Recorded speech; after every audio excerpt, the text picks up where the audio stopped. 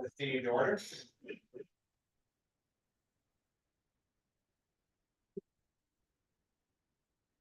We'll reconvene in the open session.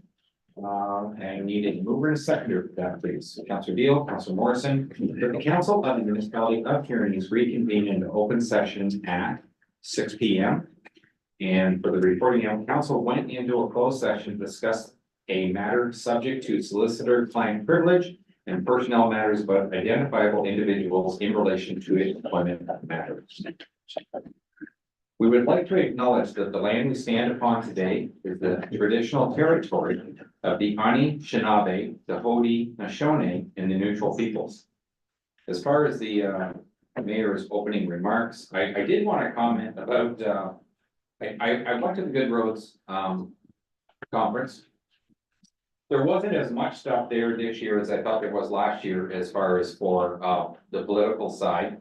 And unfortunately, sometimes they lead you into those sessions under false pretenses, because there was one session I went to. It was, I think it was entitled, how to deal with, I'm trying to think of the wording now, of low use roads, or it was titled something along that line. Anyways, I was hoping that they had the golden goose for, how to deal with country roads and the costs and incorporated with them. And I think Barry and Joe must have thought the same thing, because there was about 10 minutes left in the meeting, and it wasn't getting any place, and I got up to walk out, and I didn't realize they were at the back of the room. I was right in front of the room, so they walked out right behind me. And they had the same impression when they had read it. The unfortunate part was the whole gist of it was their suggestion was to avoid all the costs of gravel and the fact that gravel is being depleted. Everybody should pave every road. Well, that just, to me, was not, although they did have some people up there, and one of the municipalities had 700 and some lane kilometers of road, and they were in I think it was about a 4-year cycle to pave every road. That it's a huge undertaking, but according to their math, they felt over time it was going to be justified. I haven't seen a plan from our road superintendent that would work out. There were a couple other interesting things. I was in one meeting where they were talking about plastics and stuff, and I thought this was interesting. One of the gentlemen stood up, and he'd been in politics since the late 70s. And he said when he started on council, he said the mantra at that time was save a tree, use plastic. And he said, and that used to be the sales pitch that everybody had. He said, it's certainly not the way everybody looks at it nowadays, and for good reason. As far as trees, and I have to agree with this part of it. There was a planning session I was in, and one of the issues that we're starting to run into, and whether you call it at a municipal level or at the county level, the county, I think we've got, what is it, 14 forests, Shay? You know? I think there's 14 forests that are owned by the county. So they're trying to do their part, but because of the fact that we're trying to intensify the building lots so that we get more houses in smaller spaces, and people don't want a smaller house, they want the same size house, they're willing to take the smaller lot. But it's to the point now where the lots are not big enough that you can plant trees in the neighborhoods. And that is becoming a fact of life, but I'm not sure that was something that we ever really took into consideration with intensification. Is that the lots are not big enough to put a tree that is gonna grow to be something big down the road. And the other one that I attended, it had to do with trying to hire employees. They had someone from the HR department from Middlesex.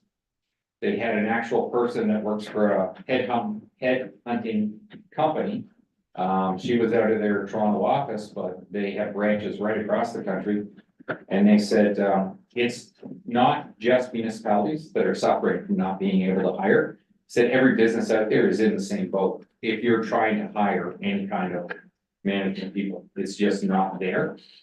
They say more than 70% of all companies have deficiency in the number of employees. To the point that when companies used to get their resumes, they wouldn't even consider someone unless they were over 90% of everything they were looking for. And they say now that even if someone is 50%, you are on the short list at this point. And companies are just realizing they can't hire who they want. So they're hoping they can hire someone who can be turned in to what they want, but they just can't find the people they're looking for. So the unemployment issue or the lack of employment is a problem right across the country apparently. Can I get a mover and a seconder for the agenda, please? Moved by Councillor Wilby, second by Councillor Newell. That the agenda for the regular meeting of council dated May 7th, 2024 be adopted as circulated. All those in favor? And motion carries. Is there any disclosure of pecuniary interest from any member of council for this portion of the meeting? Councillor Fisher. Thank you, Mr. Mayor. The discussion about the two pools, I would declare pecuniary interest on that. Thank you. Okay. Can I get a mover and a seconder for the minutes of the previous meeting? Moved by Councillor Deal, second by Councillor Chartrand, that the council of the municipality of Huron East approve the following council meeting minutes as circulated. That's the regular meeting on April the 16th of 2024. Any comments or questions on those minutes? All those in favor? And motion carries. Under the consent agenda, are there any items that anybody would like to have removed at this time? Deputy Mayor. No, okay, but just a comment, but I'll let it go if anybody wants to remove some, it's a comment on it. Okay, is there any item that anybody wants to pull? See none, go ahead. Thank you, Mr. Mayor. On 8.6, I had asked Jessica to put that in there. It's just shows a comparison about how important agriculture is in Huron East and Huron County as comparison to province of Ontario. Pretty big numbers in there, so we are agriculture rich here. My follow-up one is 10 or 8.10, and it's through you to the CEO. Will that report be shared, Brad, with West Perth and Western Perth? Yes. Short answer, yes. A version of that's already been shared. I suspect it's at their council meeting tonight in Westernbury. Yeah, thank you. Okay, then on the can I get a mover and a seconder to accept the consent agenda? Moved by Councillor Deal, second by Deputy Mayor, that the consent agenda items 8.1 to 8.11 be received for information and approved. All those in favor? Motion carries. Down to number 9, public meetings, hearings, and delegations. And 9.1, a presentation from Lytton Consulting, the strategic plan. Welcome, Kelly.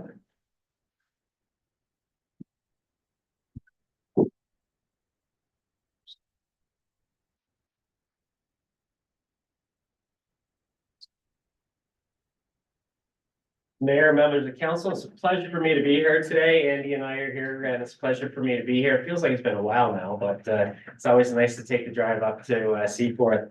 And we're going to be presenting our executive summary, which you see in front of you here. But I'll be able to stay and answer any questions that you have about either the executive summary, which is a shortened version, or the full final report. So I'm here for that.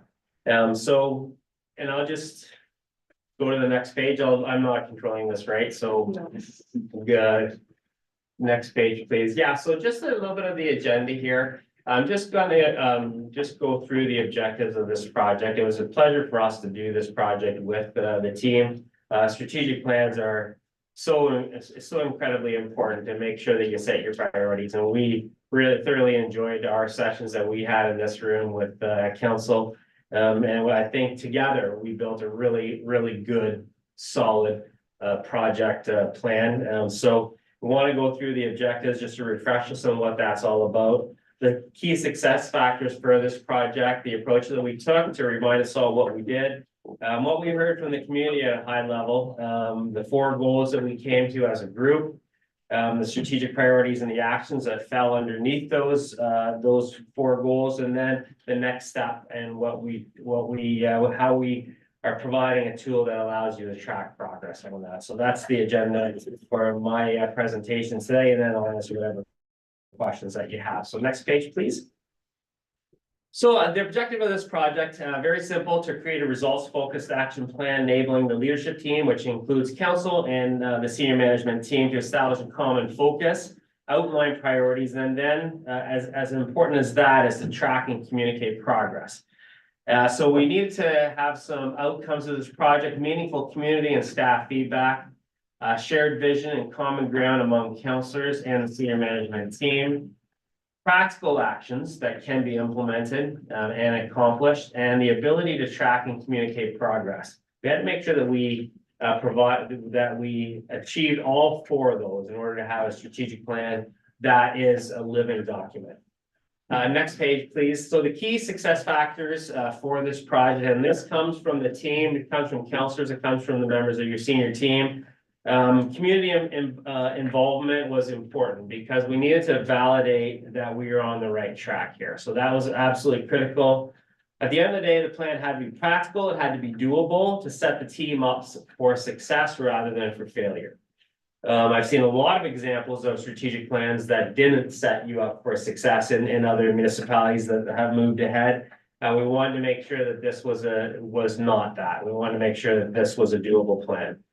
We needed to make sure that at the end of the day, we develop priorities and goals that use clear and simple language that could be understood by everyone. And needed to be action oriented to enable the effective tracking of progress. Strategic plans that don't end with measurable action don't go far enough. So we wanted to really make sure that we provided measurable actions for your senior team and for council. And also we wanted it to be a good team building experience that built common ground among councillors and between council and staff, because we recognize that staff and council both play leadership roles, they're complementary roles, but they're different, but they're both needed in order to achieve positive results for the community. Next page, please. So we took a very collaborative approach for this project. It started with one-on-one interviews with members of council and members of the leadership team. That provided the input that we needed to build out our sessions. So we had two leadership team sessions, one on February 6th and one on March 7th, right here in this room. In addition to that, we sent out a community questionnaire that got 353 responses, some meaningful responses from the community. We also made sure that we got input from staff. They're the ones that are your frontline service delivery folks, and they have a kind of a bird's eye view of everything that happens in this community. So that was really important. And we also did, Andy facilitated focus group sessions on February 21st. So we had 3 sessions in different locations within the community. Next page, please. So we got some really meaningful feedback from residents, and that is included in the final product. You'll see on each page, there's things that we heard from our residents, but I just wanted to highlight a couple interesting things. The final report has all everything that we heard from residents, but a couple things really stood out to me. We asked the question, what makes Huron East a great place to live? 65% selected small town feel and friendly people as either the first, second, or third preferred choice. And that was followed by 39% who selected outdoor open spaces, parks, and trails as either their first, second, or third preferred choice. We asked the question, what's the most important local government service to your household? Not surprisingly, police, fire, and emergency services was number 1. The second one was safe and well-maintained roads. And so that is good to hear. From staff, the top response to the question is, rank the following challenges that you think require attention during this council term. The first one was enhance the municipality's financial plan, and that was followed by invest in municipally owned facilities. So you got some really good feedback from your staff. And again, all the feedback that we got from residents is included in detail in the final report. Moving on to the next page, 4 goals that we developed, and you'll remember back to those sessions. This was a lot of consultation and a lot of discussion about what words were meaningful to you. And we didn't always agree on everything, but we really pushed through and we wrestled through and we came up with these four, I think, really, really good goals. Inspirational goals. So goal number one is financial stability. And that's defined as to demonstrate a commitment to making decisions and taking actions that improve the municipality's long-term financial position. The second goal was a friendly and welcoming community, and that's defined as provide a safe, inclusive, and family-friendly community that we are all proud to call home. The third is resilient and vibrant local economy, retain and attract economic investment and local jobs. And number four is working together, foster a positive and respectful environment so we can deliver exceptional services to our community. Okay, next page. And so every single goal we drove down into a series of strategic priorities, and then underneath that, some measurable actions. So again, we talked a lot in the sessions about making sure that the strategic plan is both inspirational and doable, and you can accomplish both things. So under financial stability, goal one, two strategic priorities. The first is taking a long-term perspective and an evidence-based approach to drive budgeting, operations, and projects. That's a strong statement. The second one is diversifying your revenue sources and finding innovative cost savings to reduce the burden on the taxpayer. Again, a very strong directional statement there. Underneath those two strategic priorities, we have 6 measurable actions that are detailed in the final report. I've put highlights here for the purpose of time, but the measurable actions are very specifically worded. And so some of the action highlights include create a long-term financial plan with updated policies, complete and maintain an updated asset management plan, pursue funding from upper levels of government, and explore alternative revenue streams. So those are the highlights, but remember that the final report has very specifically worded 6 measurable actions that can be tracked. The progress on them can be tracked. Next page, please. Goal 2. Just take a drink here. Friendly and welcoming community. 3 strategic priorities there. The first, expanding opportunities for healthy living and recreation. Number 2 is providing a greater mix of housing options for residents of all ages and income levels. And 3, providing attractive and well-maintained neighborhoods. Again, very inspirational, directional strategic priorities. The measurable actions that fit underneath those include things like enhance parks to better serve youth and seniors, partner with local groups to fundraise for enhanced local amenities, eliminate barriers and explore incentives for more housing options, and facilitate biannual cleanup campaigns. So this goal, if you go to the final report, the final product, it has 9 measurable actions underneath goal 2. And I just wanted to add, and we'll see this at the end of the presentation, I'm going to talk a little bit about tracking progress. We are developing, we've developed a progress tracker that has every measurable action, who owns it, and what percentage complete, and are there challenges or issues that you're forced with. So that's the idea, is for the CAO and your team to continually give council updates and the community updates on how you're tracking based on the measurable actions that you've identified as being priorities. Okay, we'll talk about that a little bit in a bit. Goal 3, resilient and vibrant local economy. So we have 4 strategic priorities there. And we have 15, a lot of measurable actions that fit underneath this goal. This was seen as something that is very strategically important by council and senior team. And so the measurable actions fit underneath these 4 items: attracting new and diversified investment and jobs. 2 is promoting our strong agricultural base. 3 is revitalizing historic downtown areas. And 4 is strengthening our relationship with our local businesses. So 4 very directional strategic priorities. Examples of the 15 actions that fit underneath those: explore local transportation solutions to connect residents to services. So we got some really specific actions there. Promote an inventory of available employment land, promote agricultural or agribusiness advantages, use a community improvement plan to stimulate revitalization, beautification of our downtown areas, strengthen the partnership with the BIA and businesses to better support existing businesses. So some very measurable actions underneath this goal as well. Then moving on to goal 4, working together. If you remember back to our sticky note session, we had a lot of sticky notes underneath this goal, and some really, really good ideas came out of that. They've been synthesized into 3 strategic priorities, and 9 measurable actions that fit underneath those. The first one is enhancing communication with residents. We had a lot of really good discussions about this one. 4.2 is continuously improving our internal processes and practices to make them more effective, efficient, and customer friendly. And 3 is recognizing and rewarding hard work and excellence among our employees. So we have some very creative and interesting actions underneath that. Some highlights are create a one-stop Huron East What's Up page with all important info for the community.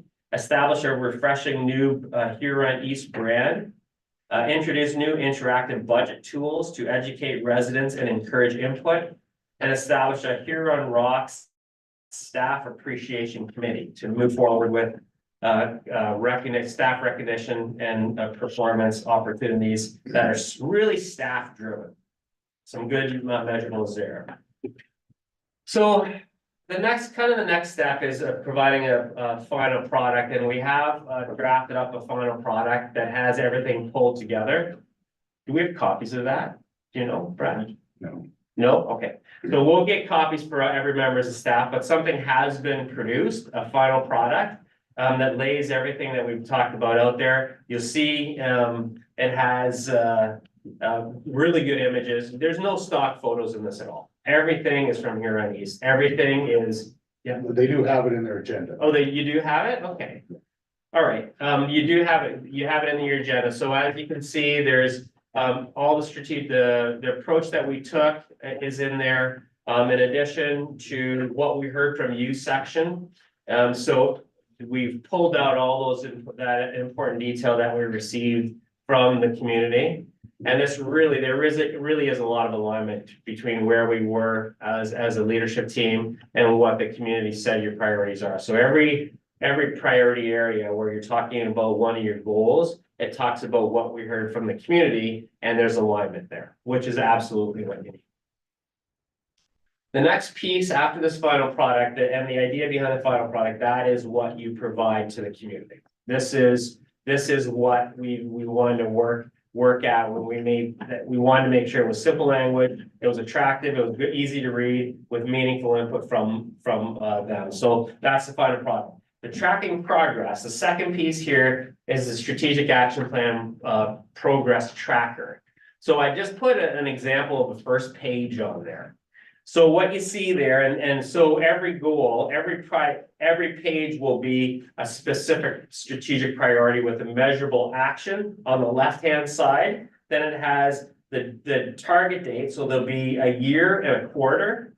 Then it has what department is going to lead this, and then what percentage complete, and any comments about that. So the idea is that this is a tool for Brad and his team to use to present to council on an ongoing basis to ensure that strategic plan is a living document, and you can see how staff and the team is committed to making sure that these things are achieved in a time frame that is laid out. So this is, your CAO and the team. One of the things that we talked about is this has to be doable. So even though a measurable action could be done in the first 2 months, they can't all be done in the first 2 months. So this is really a way for the senior team to make sure you're spacing things out in a way that recognizes staff capacity, but also recognizes what's important to achieve in this term of council. So that is also why we made sure that our leadership sessions included active participation of both council and the team, because we wanted to make sure that it was achievable. And so this is a tool that helps to track the progress on each of the measurable actions. So last page there. So again, for us, thanks for the opportunity to work with you on this important project. I know Andy and I really liked our time together. And I think we did a really, really solid plan. And the only reason that it's as good as it is because of the active participation of this group here. We facilitated the process, but these are your words. You pushed and we pushed. And we came to a lot of good common ground. But we always had to ask the question, you know, this is inspirational, but is it doable? And so we really tried to make sure that that balance was there with this document, whereas something that could be understood by your community, they could see where staff were trying to get to because it makes sense, but it also is achievable. So you're not setting expectations unrealistic. So I think we did a really good balance. And again, it was because everybody came to the sessions the 2 leadership sessions, and we really, really wrestled hard and we worked together as a team to put something out there that provides a good roadmap for action. And so, thanks again for the opportunity. I know I speak for Andy and I, that we really appreciated the opportunity and we think, we made a good team. And I'm good with whatever questions that you have for me. Any questions, Councilor Sharkey? I think it's more of a question for Brad. So now that we've got this living document. And from my past experience of doing the same thing, so they don't sit on a shelf.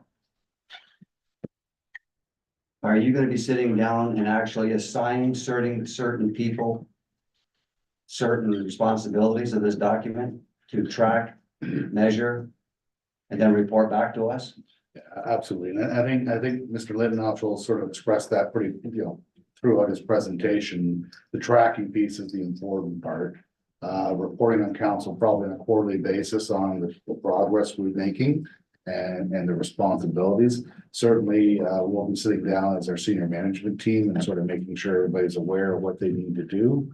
We have a really strong senior management team that supports each other. So even if, one, say, senior manager has sort of a workload struggle trying to meet some of that, the other team pulls in and helps them. So we'll make sure we try to achieve these things, and if not, certainly we'll be giving an update on how we're kind of managing or problem solving if we're not meeting those deadlines. Because it is important that they get assigned to an individual, so that person knows what they're responsible for. This is absolutely not a put on the shelf type document. This is, it's very similar to our economic development strategic plan. You'll very clearly see that most of the initiatives that Tara Lynn's proceeding with are all initiatives that were part of that strategic document. And she's just sort of working her way through them step by step. And she's been very successful in doing so. So these are not meant to be put on your shelf with the dust collapsing. This is sort of the marching orders for senior management, quite frankly. Thanks. Any other questions for Kelly? I only had one comment on the whole package that we had in there, Kelly, was that the one page that said financial stability was really fuzzy. It came through blurry and I didn't know if that was an omen about how well we're actually gonna accomplish that, but that one page didn't look right. No, I appreciate the time that you and Andy have put into council. We needed some guidance and I was really happy with the amount of input that council gave when you came and asked us what it was and the time that you spent with the public, hearing from them, what they're expecting from us also. Thank you very much for that. Thank you. Can I enter the horseshoe and shake people's hands before I leave? Sure. I don't want to mess because it was a pleasure working with you. Yes. Thank you. Thanks, Kelly. Thanks. Thank you. Thanks. And Andy? Yeah, thanks. Thank you. Thank you. We can do You have. high quality print thing I can send you to, right? On there. Thanks, man. Thanks for everything you don't say. That's okay. Where are you? Not real good. Thanks. for Good coming. work with you. Good work. Thanks.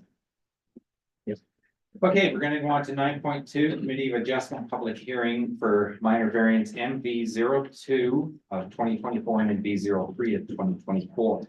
Can I get a mover and a seconder to go into the public hearing? Moved by Councilor Morrison, second by Councilor Wilby. That council of the municipality of Huron East during the regular meeting of council at 6:29 PM to go into a public hearing of Committee of Adjustment to discuss the following. minor variance applications MV02 and MV03 of 2024. And all those, hang on, all those in favor? Motion carries. And can I get a mover and a seconder for the agenda for this public hearing? Councilor Deal and Councilor Fisher, that the agenda for the public hearing of Committee of Adjustment dated May 7th of 2024 be adopted. All those in favor? And motion carries. And last thing, does anybody have any pecuniary interest for this portion of the meeting? Seeing none, welcome Shay, floor is yours. Thank you, Mark. So yes, this presentation is for MV02 2024. The subject property is for Nicholson Drive and the owner applicants are Jeff and Diana Lalonde. Next slide, please. So just an aerial here of the subject property. So it's a corner lot with Cruise Drive deemed as the front yard and Nicholson Drive deemed as the exterior side yard. And we're located in Edmondsville, just east of Kippen Road here. Next slide. So one minor variance is being requested for this development, which is to permit a reduced rear yard setback from 8 meters to 1.4 meters to facilitate the addition of an attached garage. The variance is required as the west lot line is considered the rear lot line, as this is a corner lot. Although the house utilizes the house orientation utilizes the frontage on Nicholson Drive, treating the west lot line as their interior side yard. The subject property is zoned R1 low density residential and designated urban in the official plan. The application was previously applied for and approved back in August of 2020. The ownership of the property has since changed and that variance has now expired. So the new owners are requesting pretty much exactly the same variance as was previously applied for. No concerns received by staff or members of the public. One neighbor phoned in with questions clarifying what the requested variance was. And next slide, please. So just a site sketch here submitted by the applicant, which shows the proposed garage addition shaded in gray to the right of the building there. And next slide, please. There's a couple site photos of the area where the new addition will be. So there's an existing detached accessory structure that'll be removed and the same location. And next slide, please. So the application satisfies the 4 tests of a minor variance and meets all the applicable policy. An attached garage is considered a normal permitted use of residential property and continues to maintain the residential use and surrounding neighborhood character. The zoning bylaw designates the shorter of the 2 lot lines of the frontage in this case, but it's used as a side yard is technically the rear yard. And the minimum interior side yard setback would be 1.5 meters. So the proposed 1.4 meters is similar to what would be required for an interior lot. The reduction maintains sufficient space for access and all other provisions are met. The reduction is considered minor as there's an existing accessory structure in the area that's proposed to be replaced, and the new addition will maintain a similar setback to the existing building that's already there. Next slide, please. So as a result, the application meets all applicable policy and is recommended for approval with the attached standard conditions. If you have any questions on that one. Any questions from council? Go ahead, Councilor Fisher. Thank you, Mr. Mayor. So the garage is facing north Yes, and it's gonna be. How close is it to the west property line again? 1.4? 1.4 meters is what they're requesting. So about 6 feet, so there's no concern about runoff of the roof onto the neighboring property? No, the design of the building will take that into consideration, so they'll have eaves running to divert water away from that lot line. Thank you. I only had one question. I don't know if this is Shay or Brad to answer, but since the work had already been done a few years ago for the exact same thing, is there any reduction in the cost for a new variance application? Or do they still have to pay full price all over again? Unfortunately, they still have to pay full price. I don't think this is something we experience very often. We didn't have any policy in place or anything to kind of have a precedent for a reduced fee. Okay, I just, Yeah, it is unfortunate, but I guess that's partially why we have the expiry conditions, just to make sure people are applying when they're ready to actually build.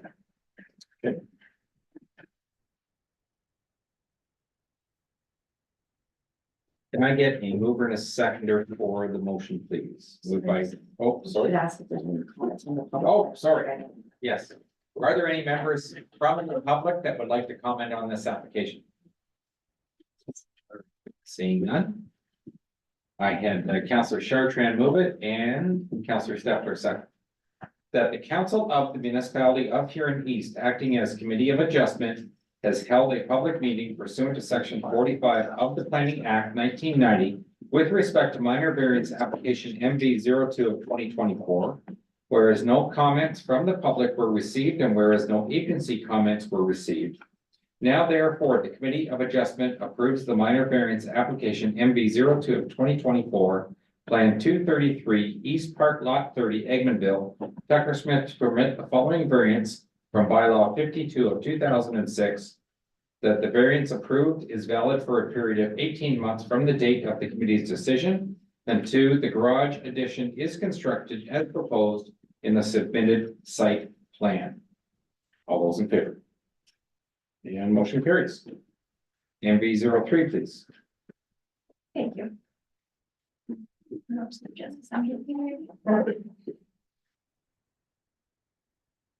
So this minor variance application applies to 42936 Hydro Line Road, and the owner applicant is Henry and Lori Minor.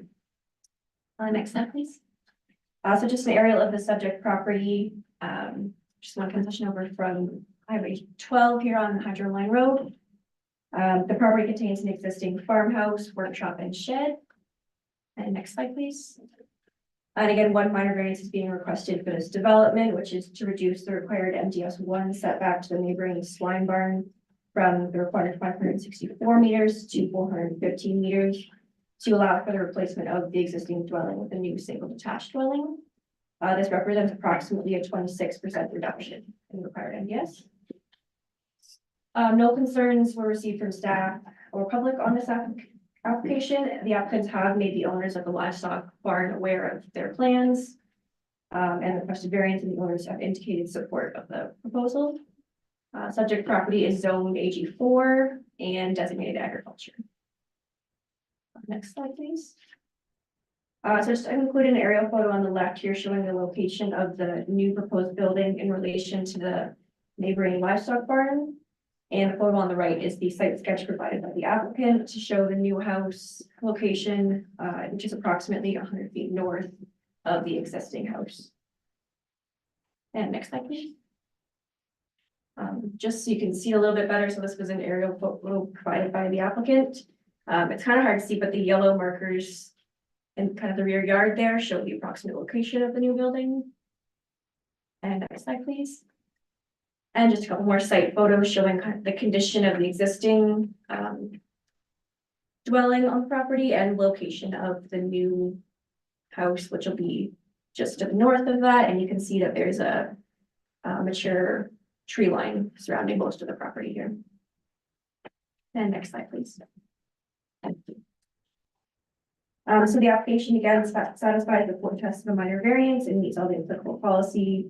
The official plan permits residences in the agricultural designation, such as on an AG4 property as this is. And the purpose of the MDS formula is to protect agricultural uses and reduce land use conflict.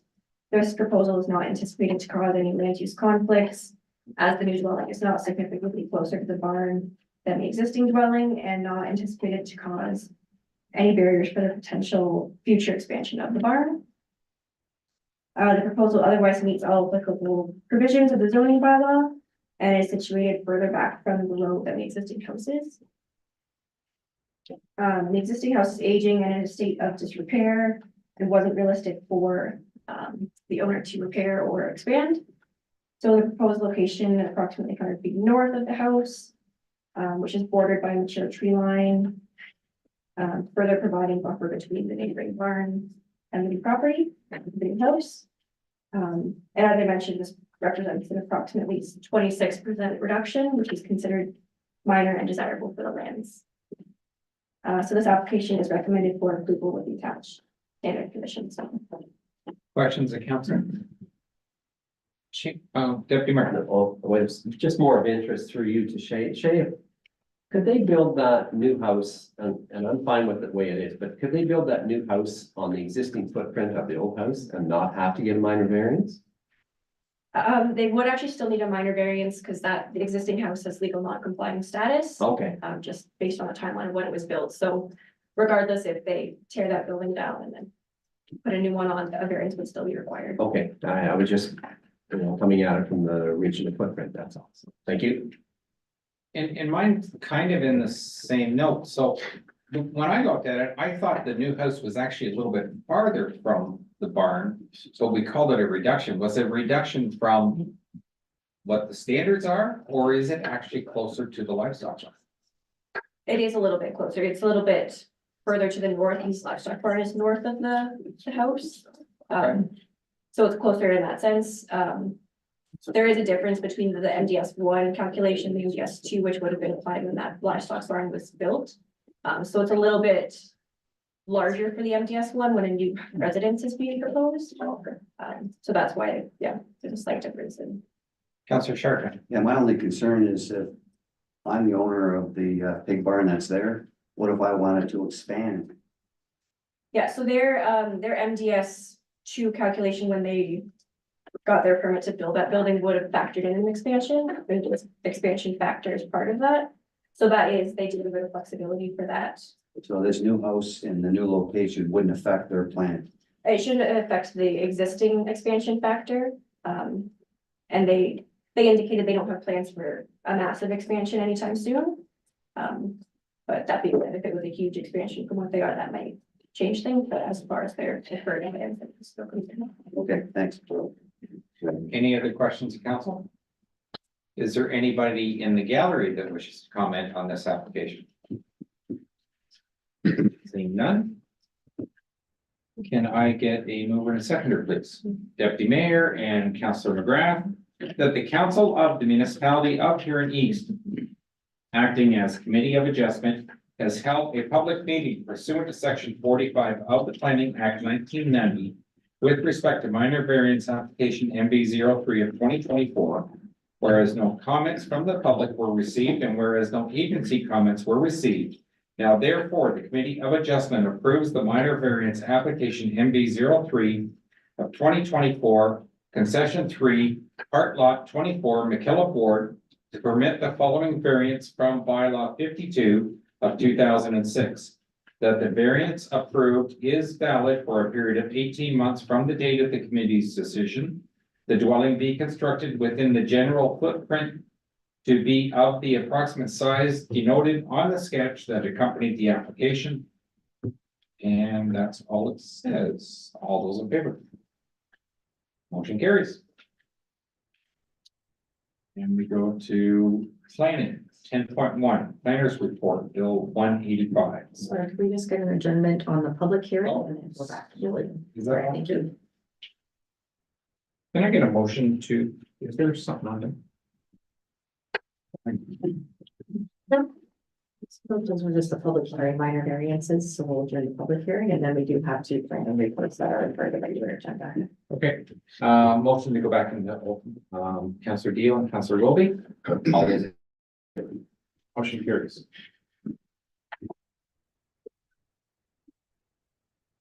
Planners report, bill 185, cutting red tape.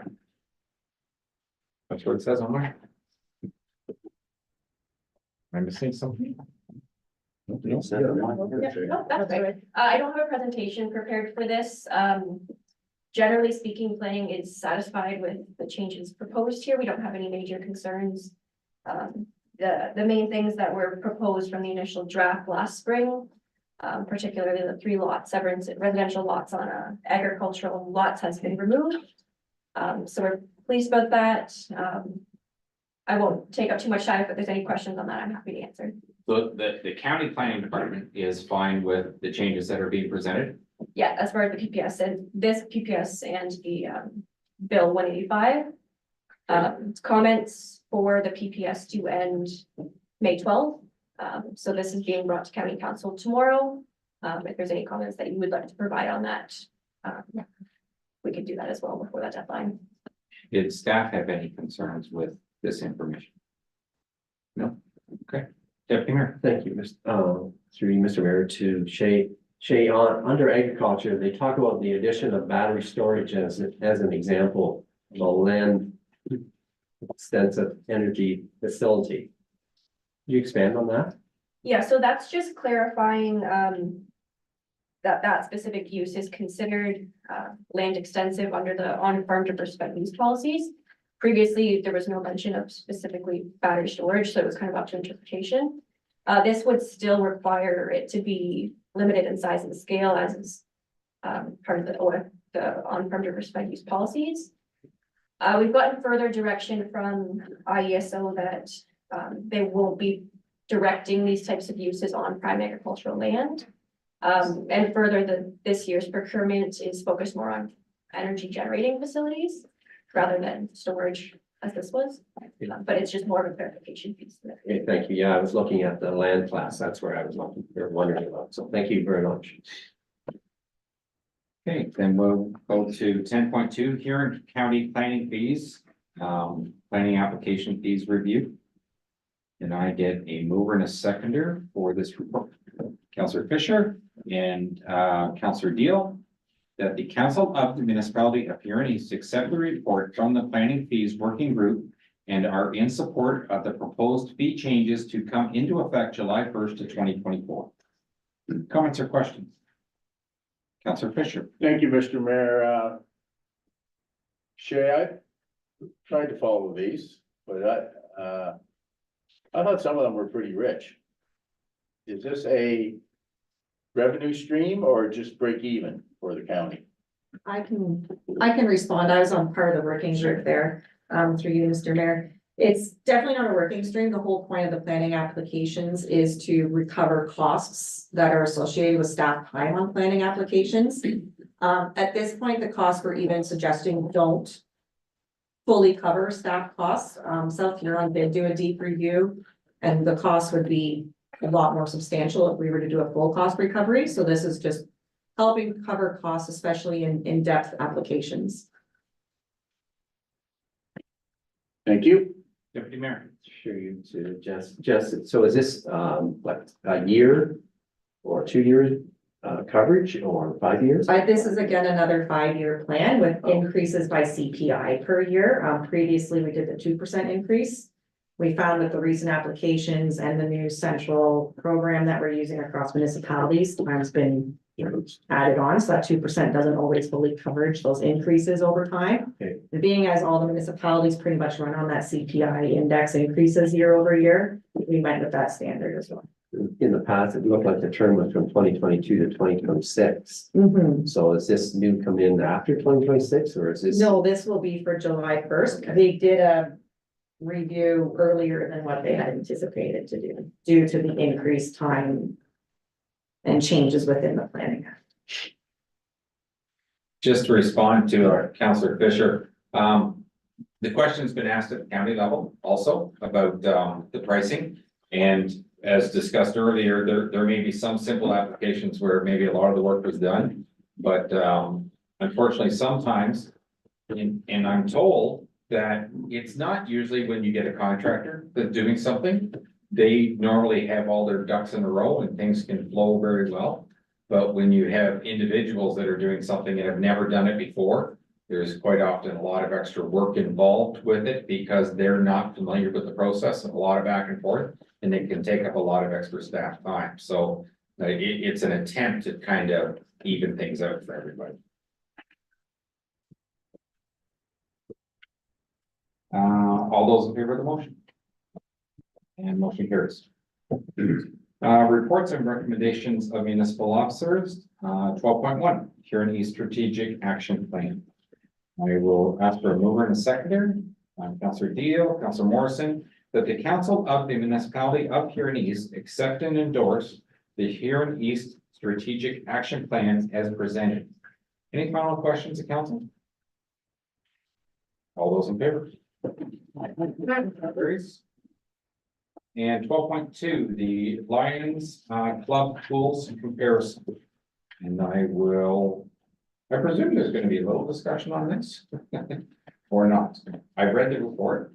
Didn't know if, Certainly up to council. up to council. Okay, so can I get a mover and a seconder for starters? Moved by Councillor Stepler, second by Councillor, oh, do you have a question also? Oh, hang on, I'll get the seconder and put it on the floor. Second by Councillor Deal, that the council of the municipality of Huron East support the recommendation from the Huron East Advisory Committee and direct staff to consider additional operational funding for the Seaport Lions Pool operation for the 2025 budget.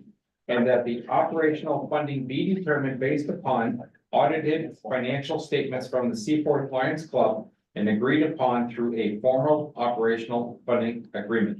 Councillor Stephen.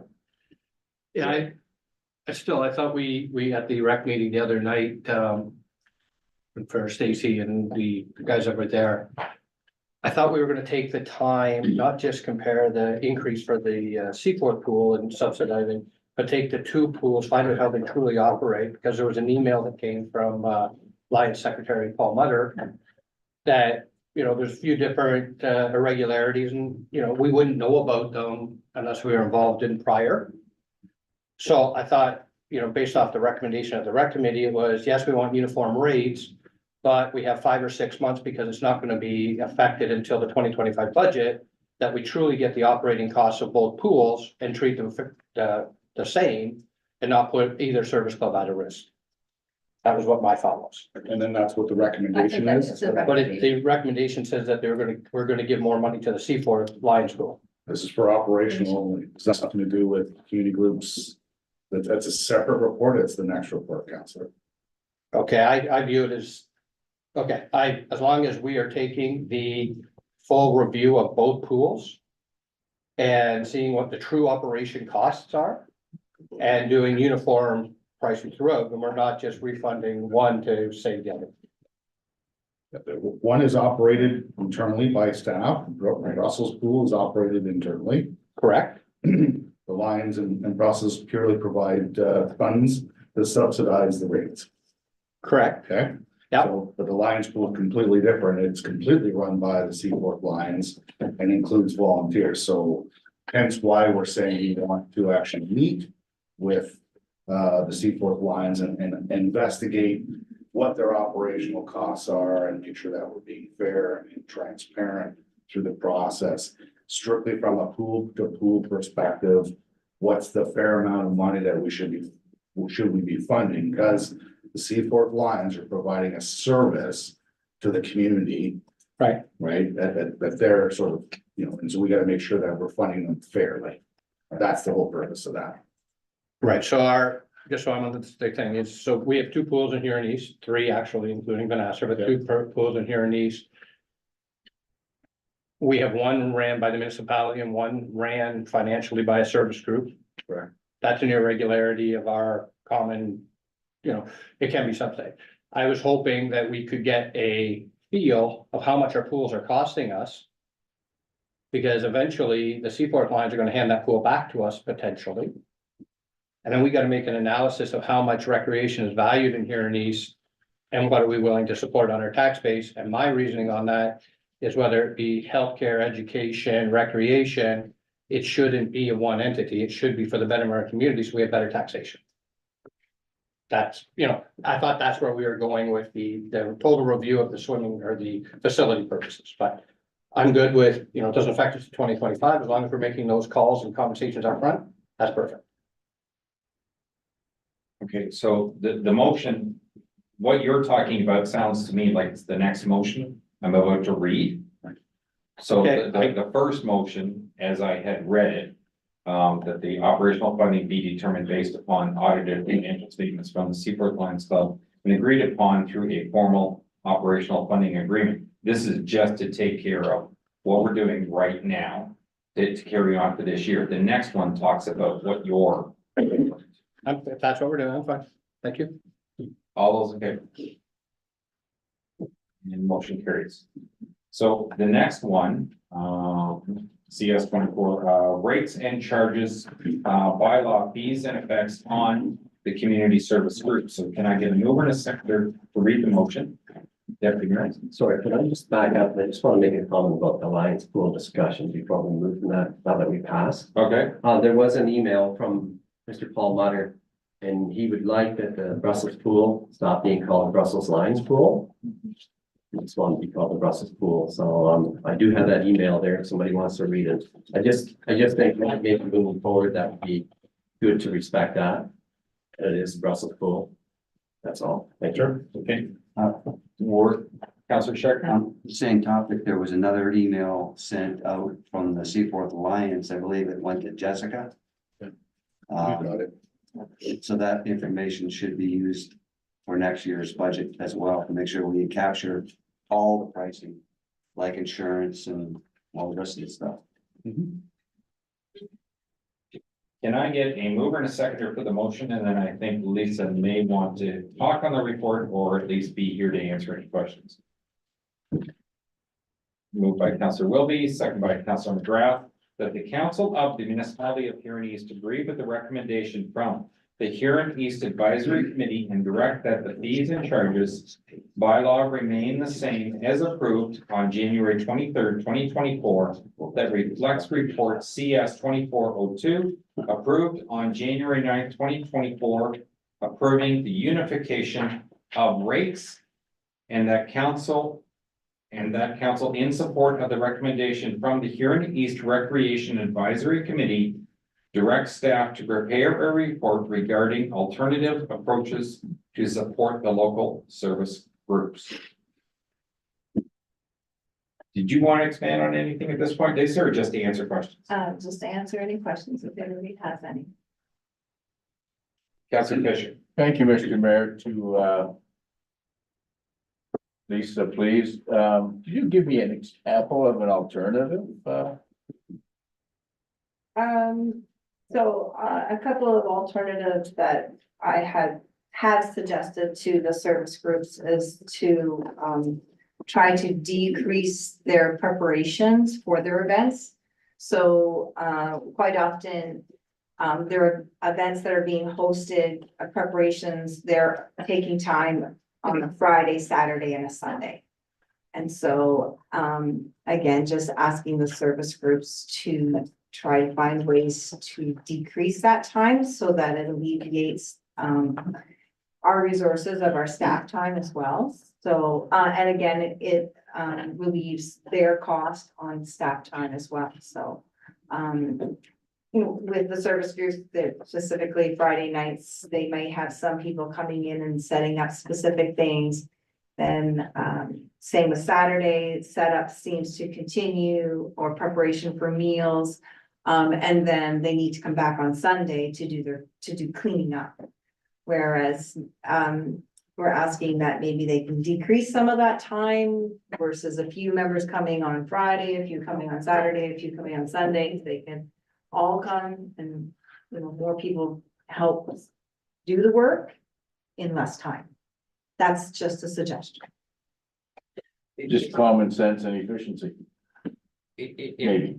If I can expand, I attended the committee meeting the other day, so I'm gonna try and put it in layman's terms for what I understood, which certainly made sense at the time. I know there were some comments out there about the fact that Lisa had put in the service clubs with these increases, but Lisa didn't make any decision about doing anything. It was the recommendation of the committee, which then was ratified by council, that this was a change that we want to do. Now, there are examples where the increase could be quite a bit higher. There are other examples where the increase is very minimal. But what was explained to me, which I completely agreed with when I understood it, is that we used to just unlock the door and let the service group have the use of the hall and not even having staff there. They could be bringing in alcohol, they could be doing any setup or whatever else. And we had no employee of the municipality there at the time, which from a, whether you call it a, liability, potential was certainly not correct. And so all they're doing now is just trying to cover the employee's wage when they have to be there. So if I understand correctly, if the hall isn't being used by anybody else and they had to come in on even Friday morning and set up for a little while, we do want a staff present while we have other people in the hall. We're only gonna charge for the time that they're actually there. And then when they leave, the clock stops, and then they only pay for the rental time when they're back in the hall using it for whatever the event is. And then, of course, if there's any tear down afterwards. So we're only charging the employees' time. We're not even really charging for the building. We're just trying to recover the cost to staff. There's still, money being put in by the municipality to have the facility there and up and running, at any time.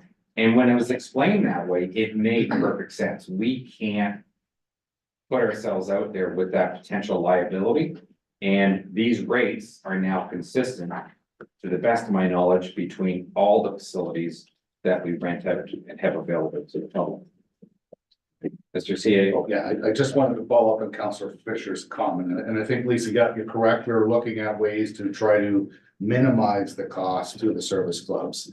But the actual motion that's on the table now, based upon fairly extensive discussion, if you agree with me, Madam Chair, at the Recreation Advisory Committee, was, I think there were a few ideas postulated.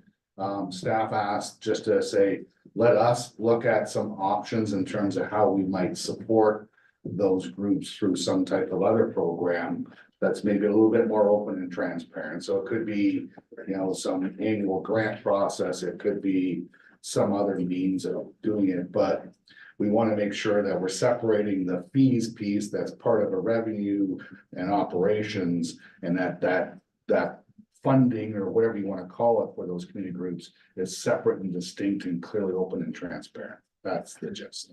So to answer your Councilor Fisher, we don't have any specific ideas yet. We're gonna go and explore. We're gonna have some conversations with our counterparts in other municipalities to see what they do. So a little bit of research, and then we'll come back to council and give you some ideas. Here. Okay, so I'm gonna go to Councillor Newell, next. He had his hand up, and it was Councillor Newell that originally raised the concerns about how the pricing could affect some of the service groups, and rightly so. And I didn't even fully understand the examples that were out there until I went to the meeting the other night, and had a better understanding. And although the calculations, the concerns of the calculations could be merited if in fact they followed the old procedure.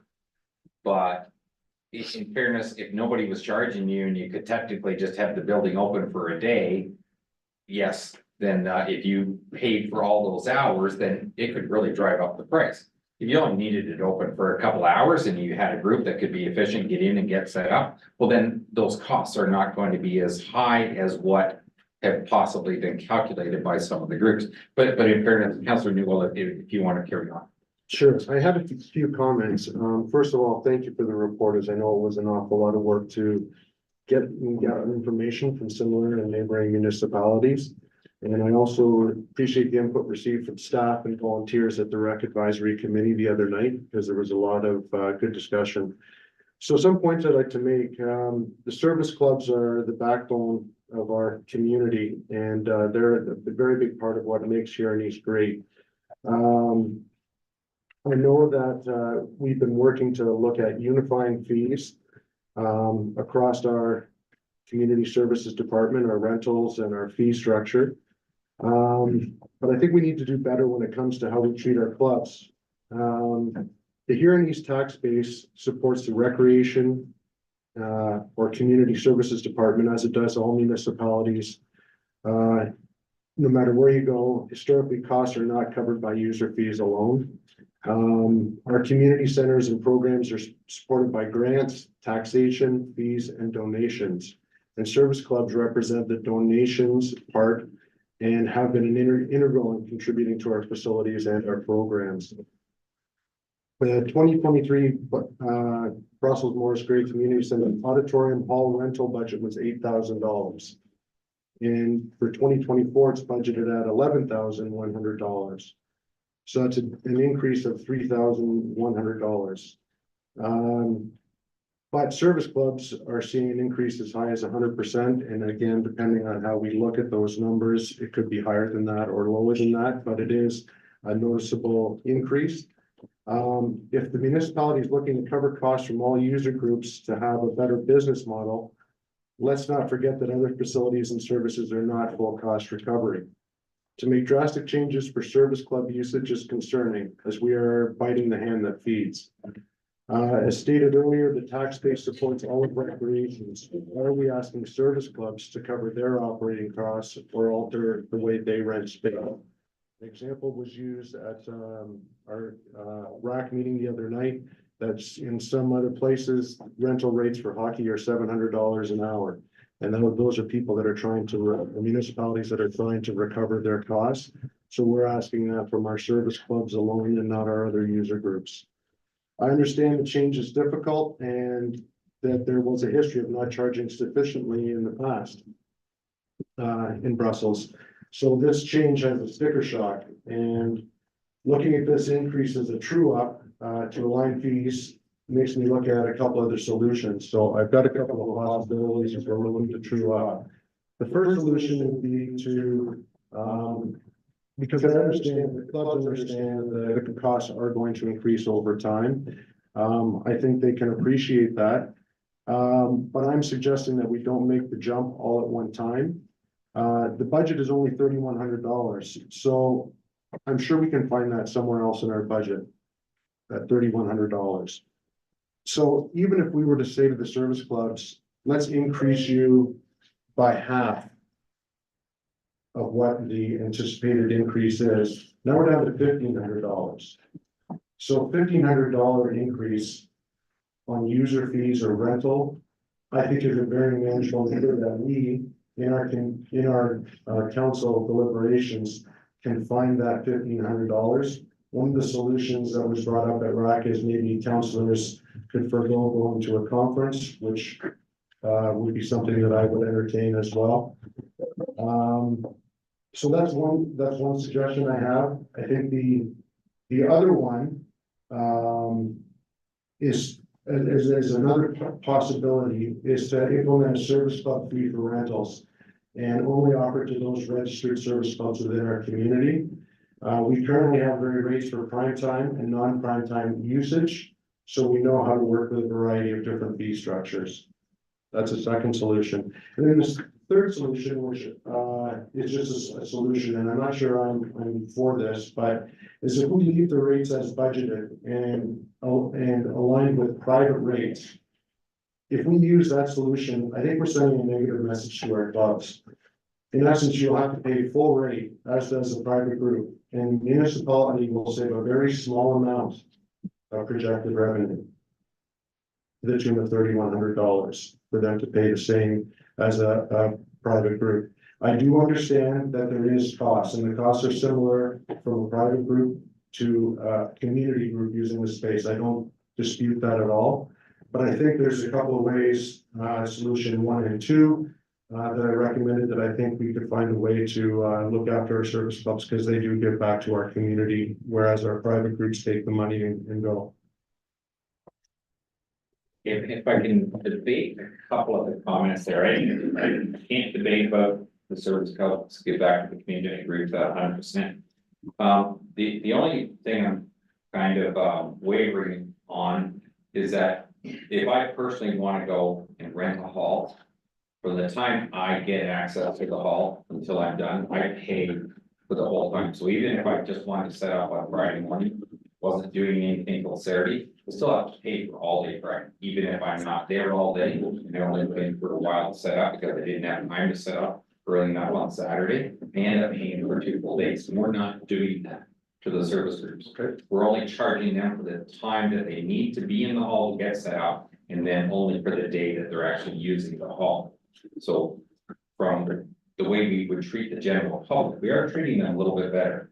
My only other concern is that I don't disagree with your budget figure, except for the fact that I didn't do the books, so I don't know what went into the calculation. Is the assumption in the budget that we're going to rent the exact same number of hours, or is there some change to that calculation also to make up that difference of 3,100? And I can't answer that question, and I'm not sure who can. Yeah, so in the 2024 budget, the new rates were calculated in the anticipated rental revenue So the same number of hours as 2023. based on the new rates though, not in the past. So we did increase what the revenue would be. Okay, And then I just have a one point to make about Council Newell, when you're suggesting that the $1,500. That it is a small, it seems like a small amount, but at the same time, our rental revenue budgeted for that facility is $15,000, so. That's. You know, I'm sorry. The 15,000 is the rental revenue expected? expected. Because that's what we increased it to, That's both centers, Brussels and Seaford. just on the Brussels. I thought Brussels. We increased it. Okay, I was reading it, that it was $3,100 increase.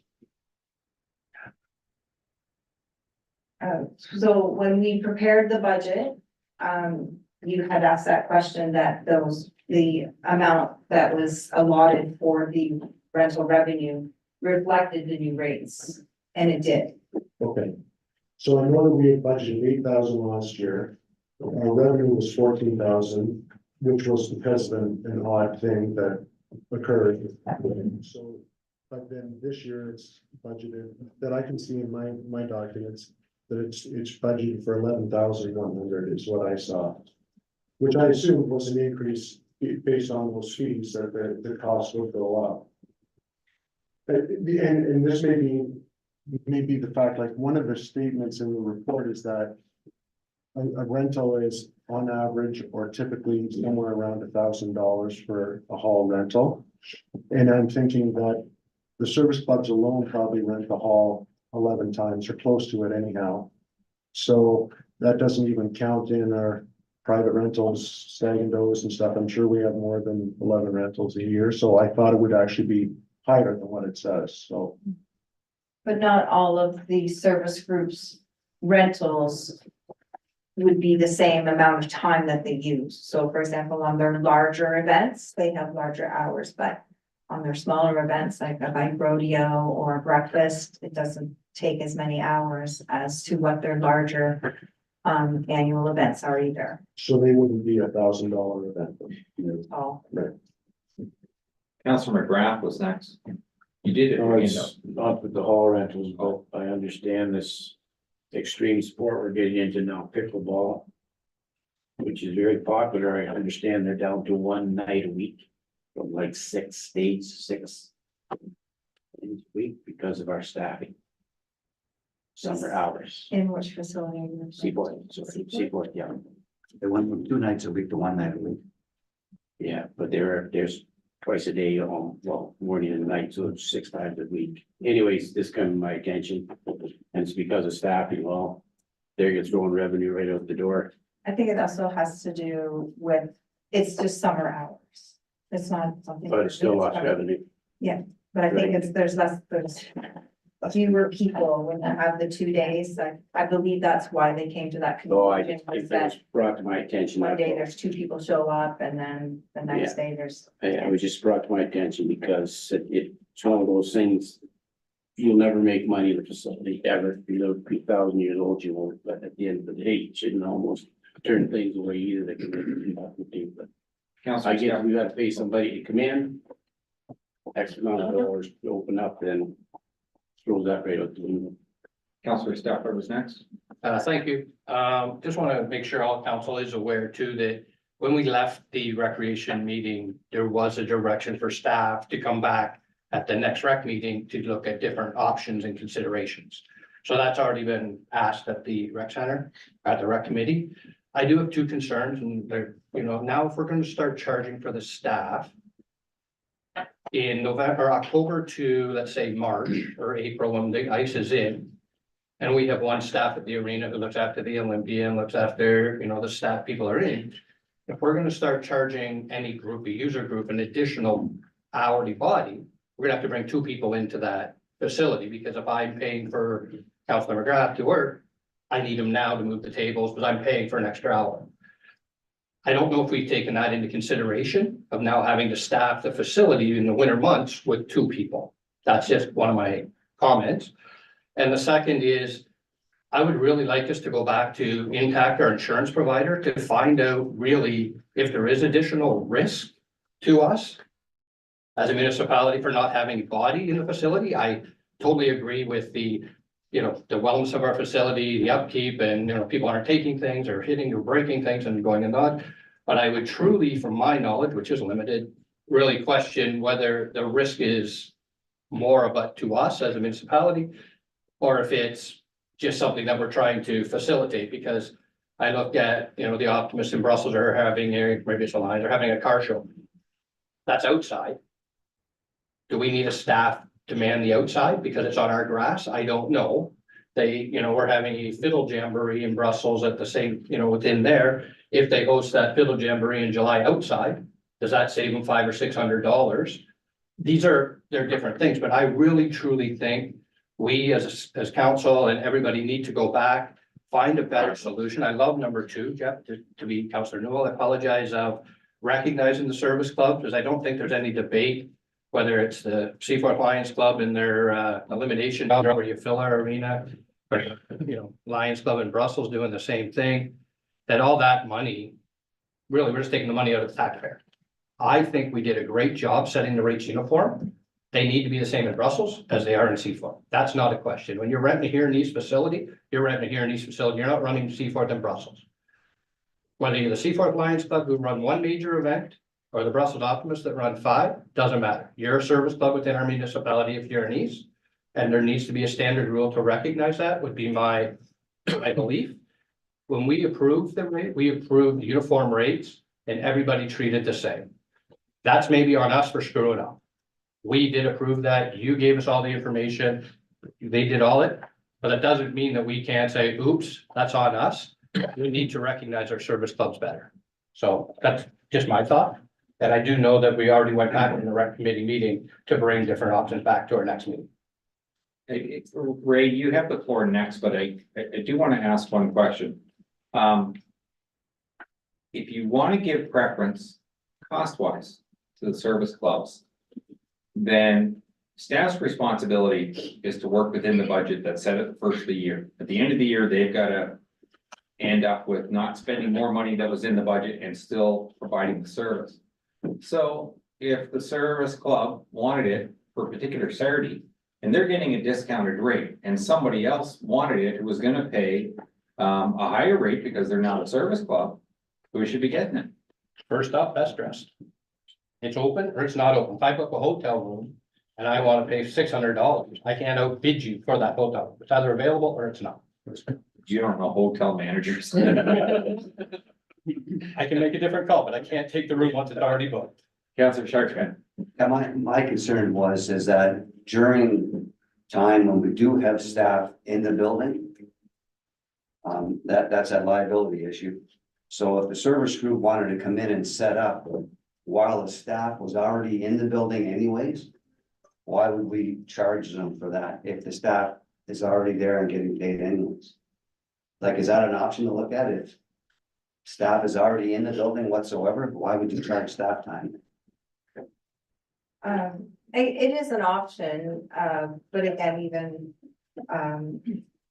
I think what we were trying to look at was that, for example, in the off season, Right. when some of these events are, the staff are working these set hours and then also having to return. But again, it is up to the staff that they have to schedule their hours in accordance to the rental events.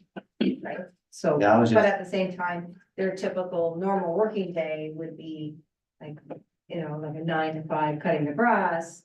And then now if they have to return to be in the facility, again, they have to be there. Right.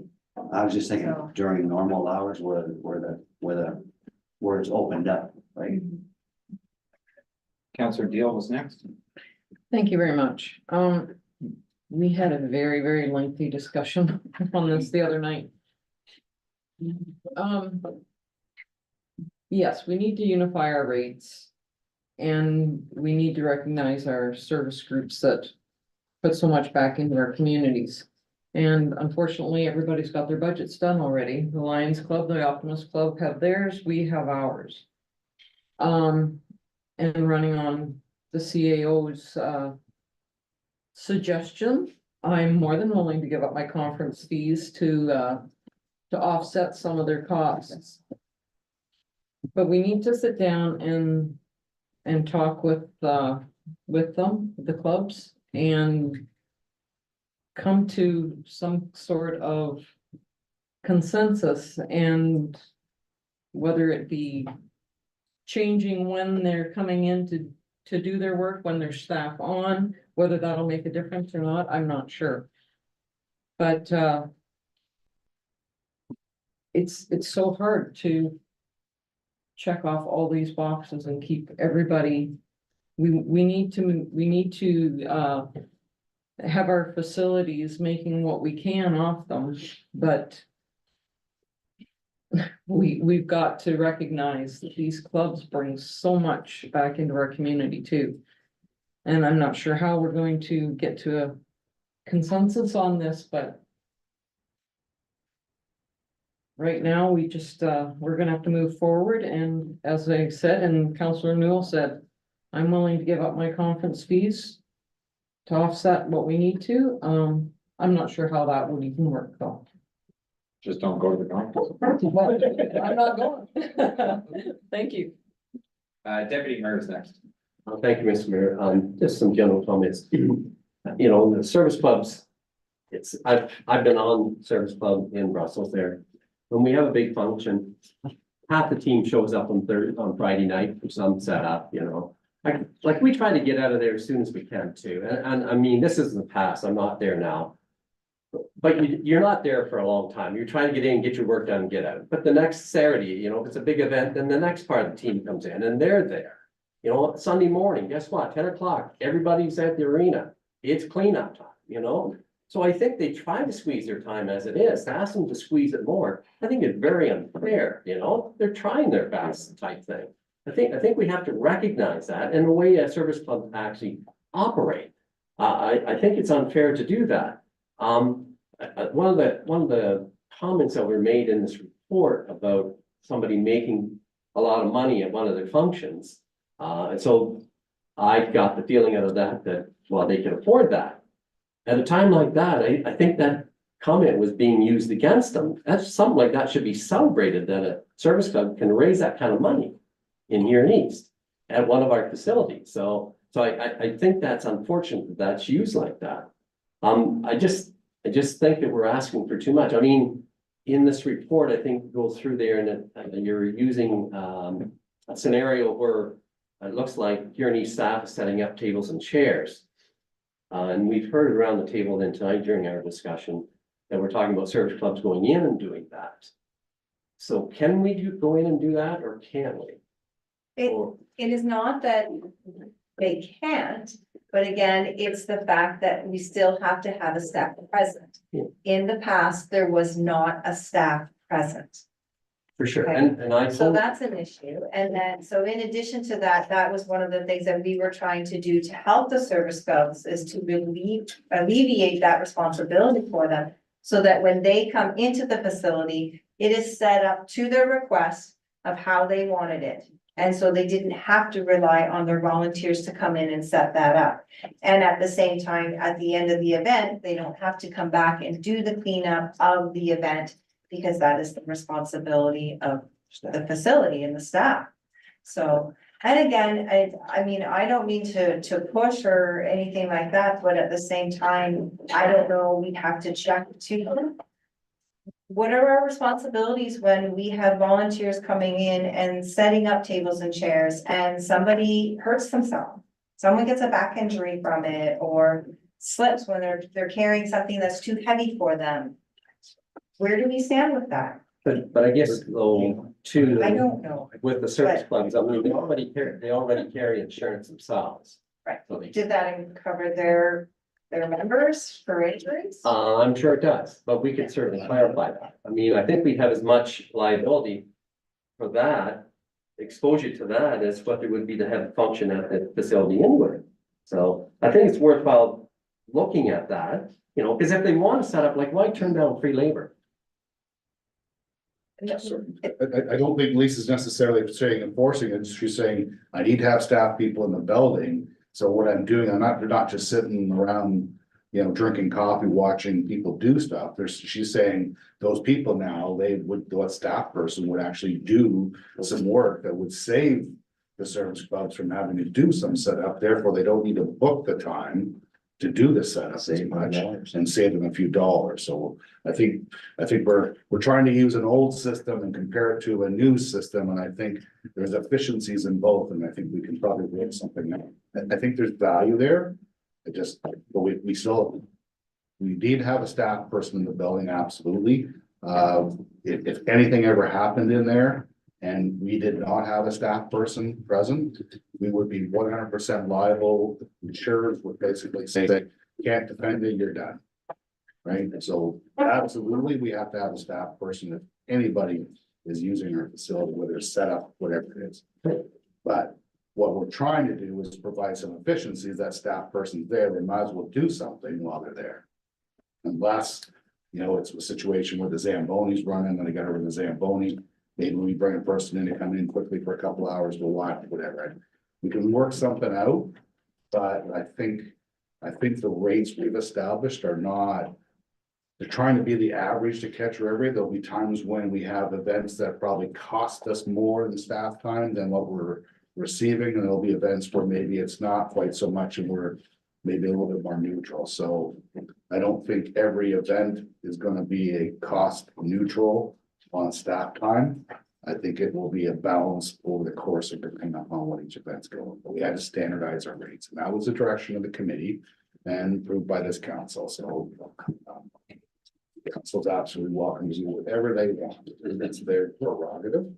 I just want to make sure everybody understands that staff only did what they were asked to do.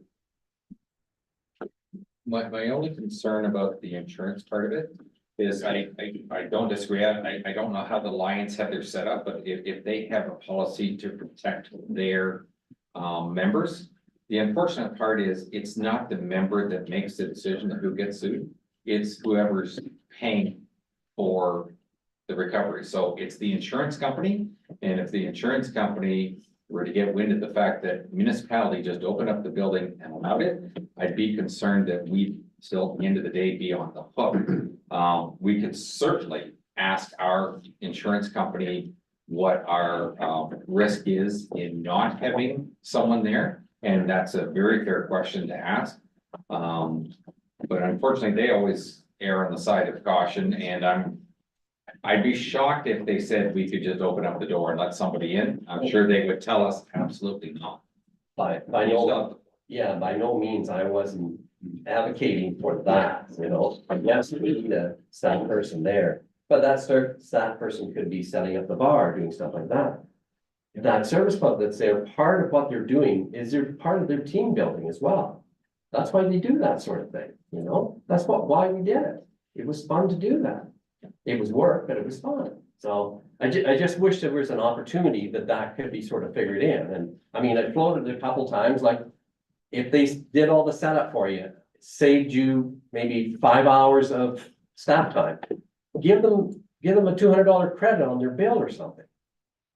Treat them that way.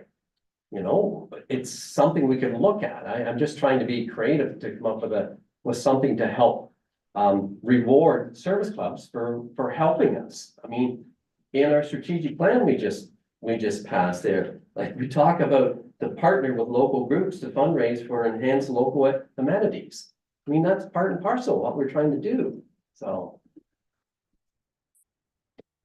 So I think that's what the committee recommended, was that staff go back and explore different ways to do that. And that could include exactly what Deputy Mayor suggested, but we'll explore those. And I think staff just need time to go do that. That we haven't had time since our rec meeting last week. We haven't do that yet. Councillor Chartrand was next. Yeah, one of the things that we did discuss at the rec meeting too was the timing of this, where groups had already, hockey groups and Lions and whatever had already set their budgets for the year. So the timing of the increase, just like we did when we raised it, like that you brought up, Mr. Mayor, when we raised the rate, the ice rates. Minor hockey had already had their budgets put in place, but we went ahead and raised the rates anyway, so. The timing of this also affected the emotions of it, because they didn't plan for those increases. Right, and just to let everyone know, in fact, I think I did see it on here where, council was asked to, I think I read it on this part. Was it in here where council was asked to, consider sending a letter? That was at the rec meeting. That came up at the rec meeting. No, I know, I made the suggestion there, but I read it when I was going through the minutes. Maybe I didn't. Would be in the minutes, we don't have the minutes yet. Okay. Okay. Larry was next. I think what Elvin's talking about is quite doable. In the simple fact, if you have one person at the arena. And the Lions want to come in and set up a committee for the event. As long as they're there during the presence of the member. Now, if I want to rent that hall. And I don't want any part of set up, then they, by all means, you bring the staff in and you set it up for me, you take it down and you clean it up. And I would be paying a different rate for sure, for sure. I think there is room for two rates. That's my personal opinion. I just, it helps the club, like Elvin says, they, as a group, they come in and they do it. Pick up, set up, clean up. Yeah. I mean, and I think it's nice to have the one rate, but you could still have like that rate for the guy like me who says, yeah, I'm having a party this weekend. And I'm only gonna show up and I'm leaving. So it's up to you to do the rest. And there you go. Here's my rate right here. My only concern that I'm gonna caution council about is that, if we're gonna spend the next 15 minutes trying to suggest ways to do it, this is wrong. Because there's a committee that's supposed to work on it. They should meet with the groups, see what they've got, take the information that staff's got. Because the problem is, no matter who comes up with what suggestion, we don't have all the information at this point. So this is not the time to be doing it. We've already agreed that they need to go back and they need to try and see if there's something they can come up with. So if we want to have more discussion, that's great, but I'm hoping the discussion isn't, here's how you should do it, because we're not prepared to actually have that debate. Councilor Steph. Yeah, I would like to exactly follow what you're saying there, Mayor, and I would love for staff to go to our insurance provider and find the level of risk or define it, because if I walk onto the ballpark, that in the Brussels ballpark, the Seaport ballpark, that's our land. We have a game with no municipal staff there. I still feel that our liability is the exact same. I could be wrong, but I don't think the level of risk doesn't change. The level of service does by having additional bodies. That would be my opinion. So I would love to hear our insurance provider actually give us the reasoning of why or why not, if it does cost to have people in our building. And if it's nothing to do with insurance, then we can pivot and go back because it's level of service and what the true reasoning would be. Councilor Newell. Just, thank you through you to Ray. I think, we're looking at sticker shock again with the rate increase this year. So as I've suggested, if we can get this true up done over 2 years or 3 years, then when it comes for them, for the service clubs for their budgeting, they know that they're gonna see an annual increase of 3, 4, or 5%. They're not gonna get hit with 100% increase again. Once they get trued up, I think they're okay. It's easier for them to budget. I know that our minor hockey rental rates are probably gonna go up by 3 or 4% every year, and they understand that, so it shouldn't be a surprise to them. And I think our service company respond in the same way. If they understand the cost of living goes up, whatever, once the true up has happened, it should be fine. Councilor Fisher. Thank you, Mr. Mayor. I'm trying to think of how to phrase this, but,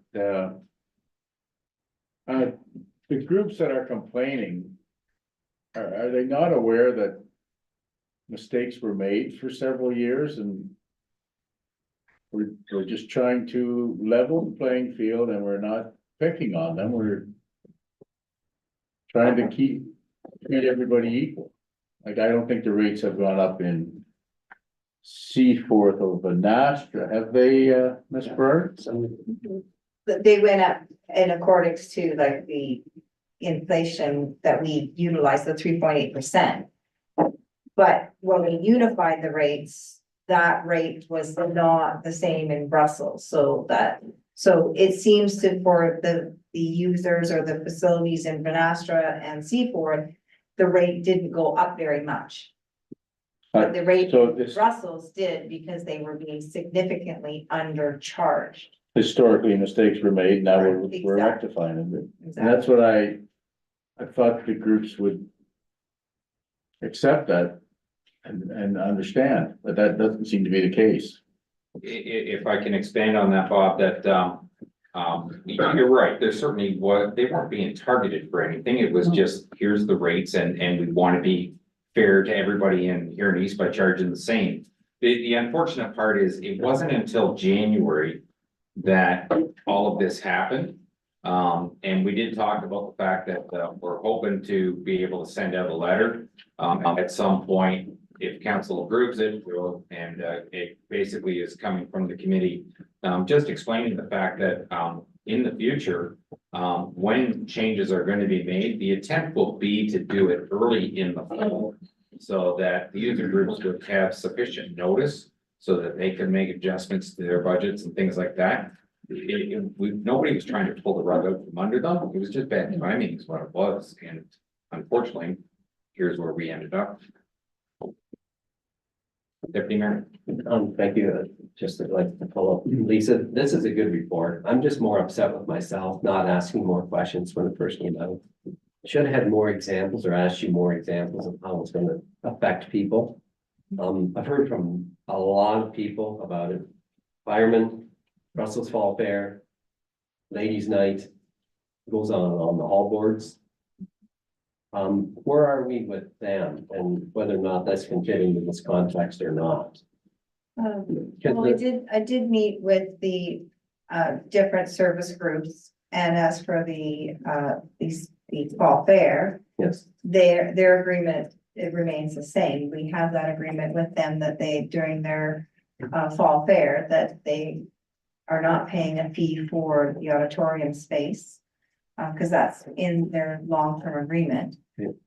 But as for the ladies' night that's run by the Egg Society, they will pay the same rate as everyone else for their event. So, and I think that's quite a difference in cost from what they're used to too. and I understand, and by all means, we all value and appreciate everything that the service groups do for us, so that what they bring to our communities.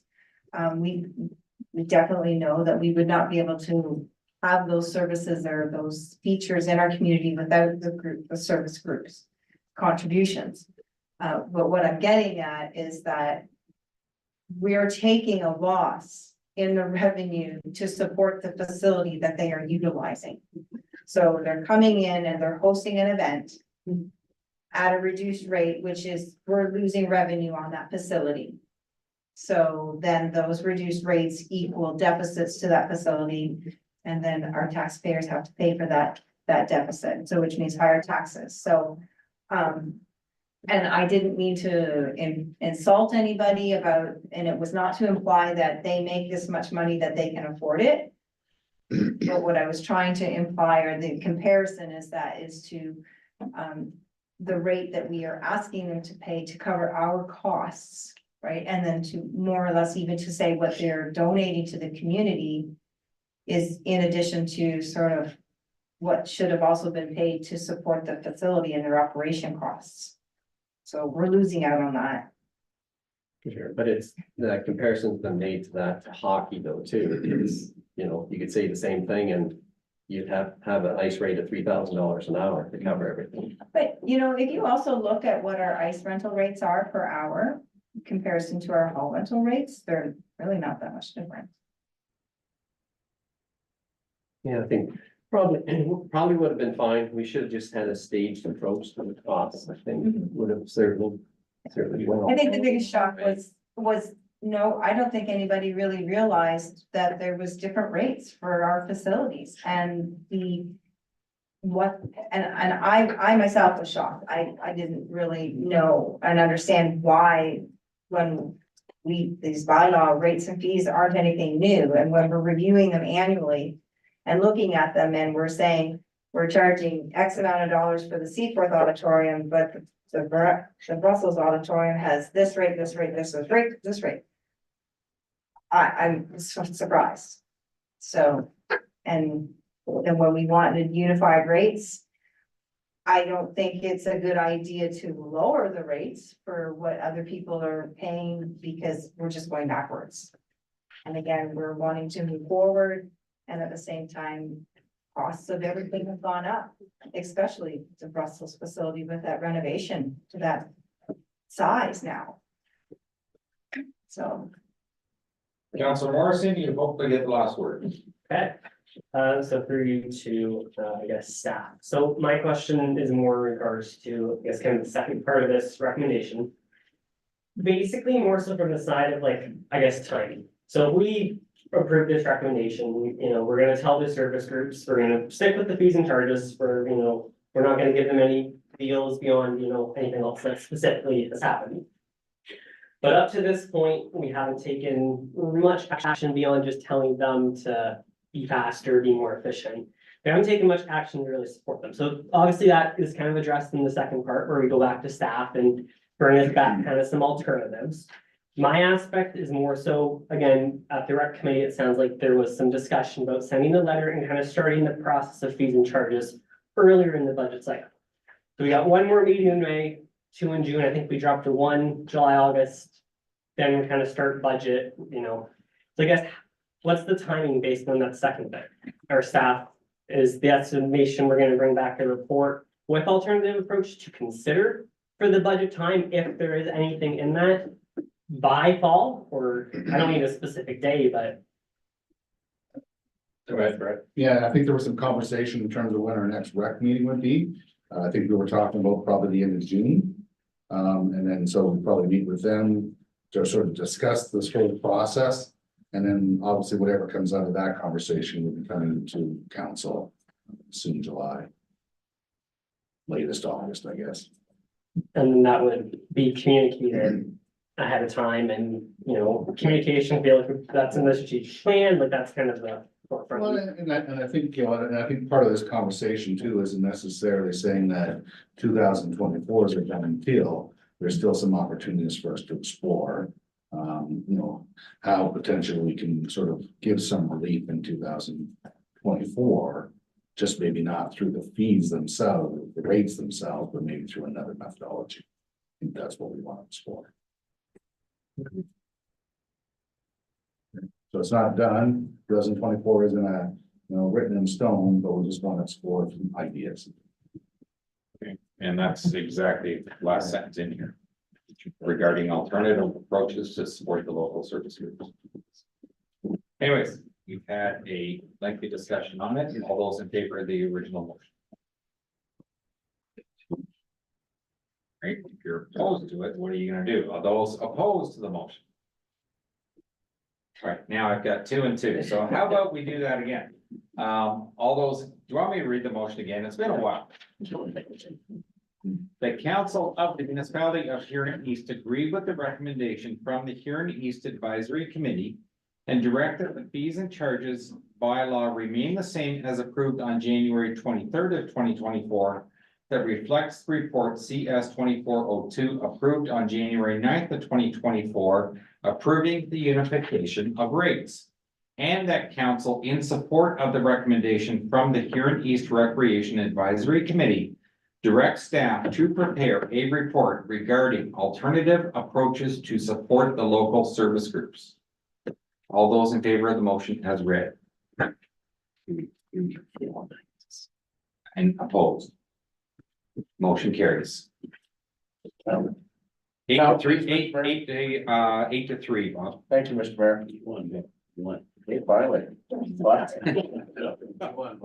Get her on writing, on the wall. 12.4, purchase a zero turn lawnmower. I know we've discussed this a number of times. Mover and a seconder, please. Moved by Councilor Fisher, second by Councilor Dalton, that the council of the municipality of Huron East accept the quote from Arva Grain Corporation of $27,741.50, including HST, for the purchase of a 2024 3574 kilowatt Excalibur Dixie chopper for use by the Parks and Recreation staff for multiple municipal grass cutting services. All those in favor? Oh, Larry, you have a question? My question is, we got into this with a grader one time. You said you'd have to outsource different tires. Did you spec tires to this other group? To the retailers that To- provided the quote? Yeah, you said that the tires aren't acceptable on the other two, but the Dixie chopper is. And you would have to outsource to get the proper tires on it. It's just, Yeah, like, so did you, when you went to tender, did you say we want a specific tire on this unit? So as we're dealing apples and apples, yeah, so the tires, they did not come, they don't come, they're not an option with those. so they knew that there was a certain tire you wanted, but they couldn't match it anyways. That's right. So then we have to outsource those tires from. Which is fine, I just wanted to make sure that Yeah. the tender read a certain tire type of thing, because we got into it with a grader one time where the guy did not want to take the grader because it met all the specs, but it isn't what I wanted, so that was my concern. Okay. Councilor Fisher? Thank you, Mr. Mayor. I heard the word kilowatt. Does that mean this puppy's electric? No. No. Darn, okay. Thank you, Mr. Mayor. Let's cut the green grass. Yep. All in favor of the motion? And motion carries. The Community Improvement Program.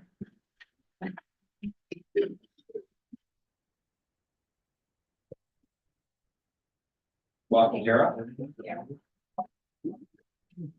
So the Huron East Community Improvement Plan was adopted by council in February.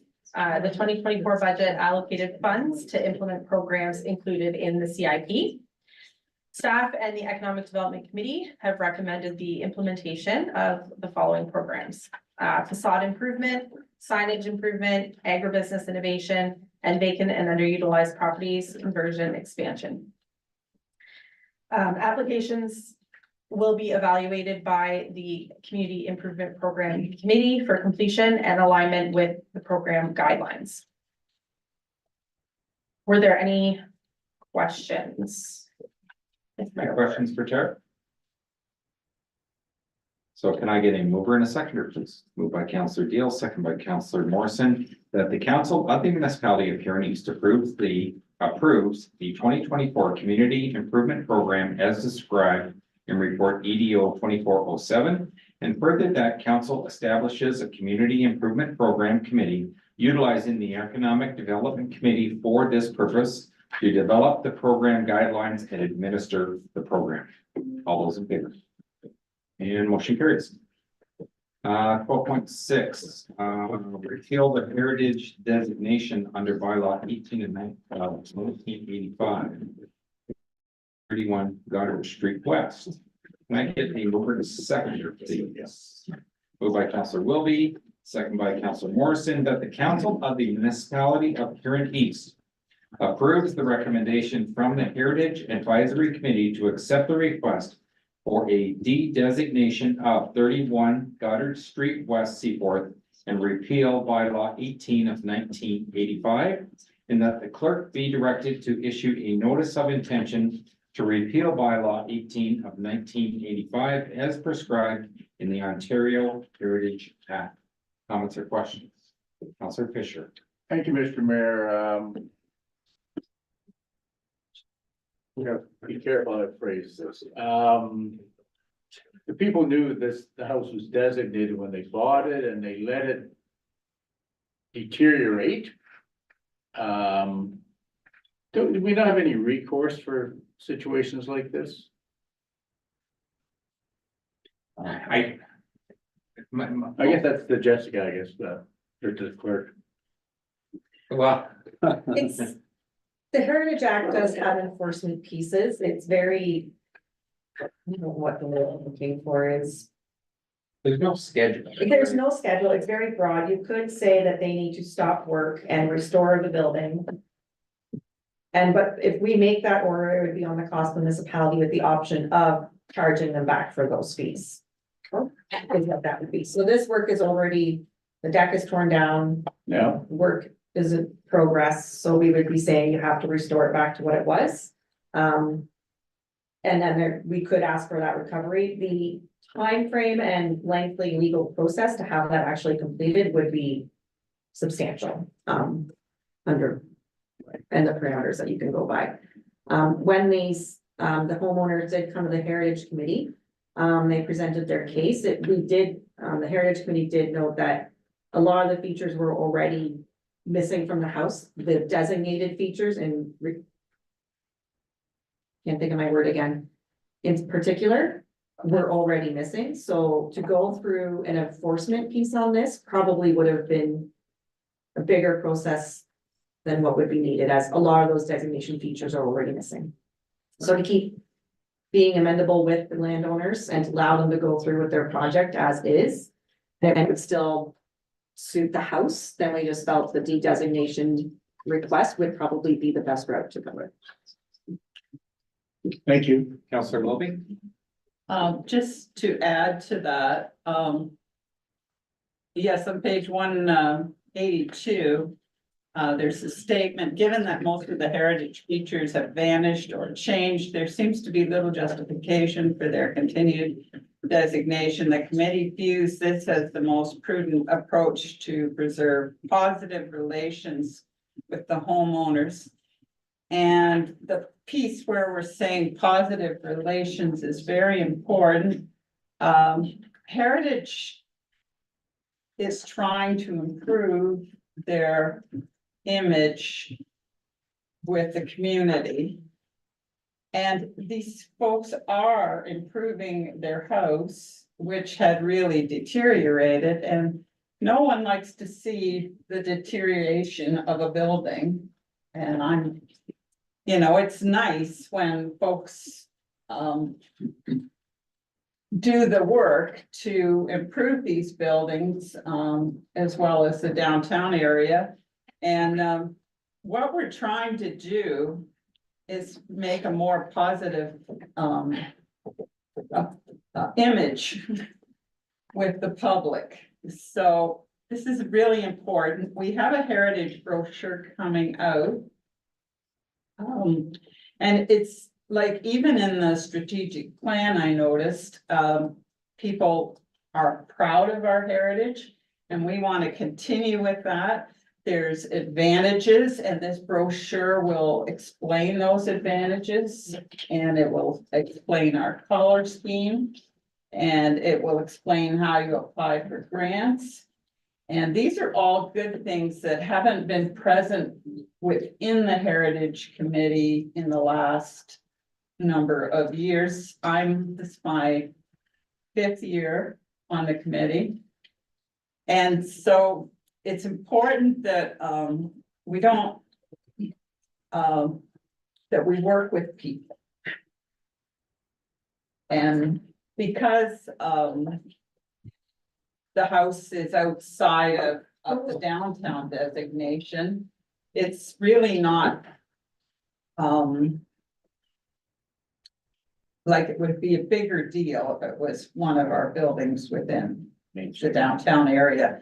And secondly, we want to, as a heritage committee, not give people the idea that we're hard to get along with, but we also don't like it that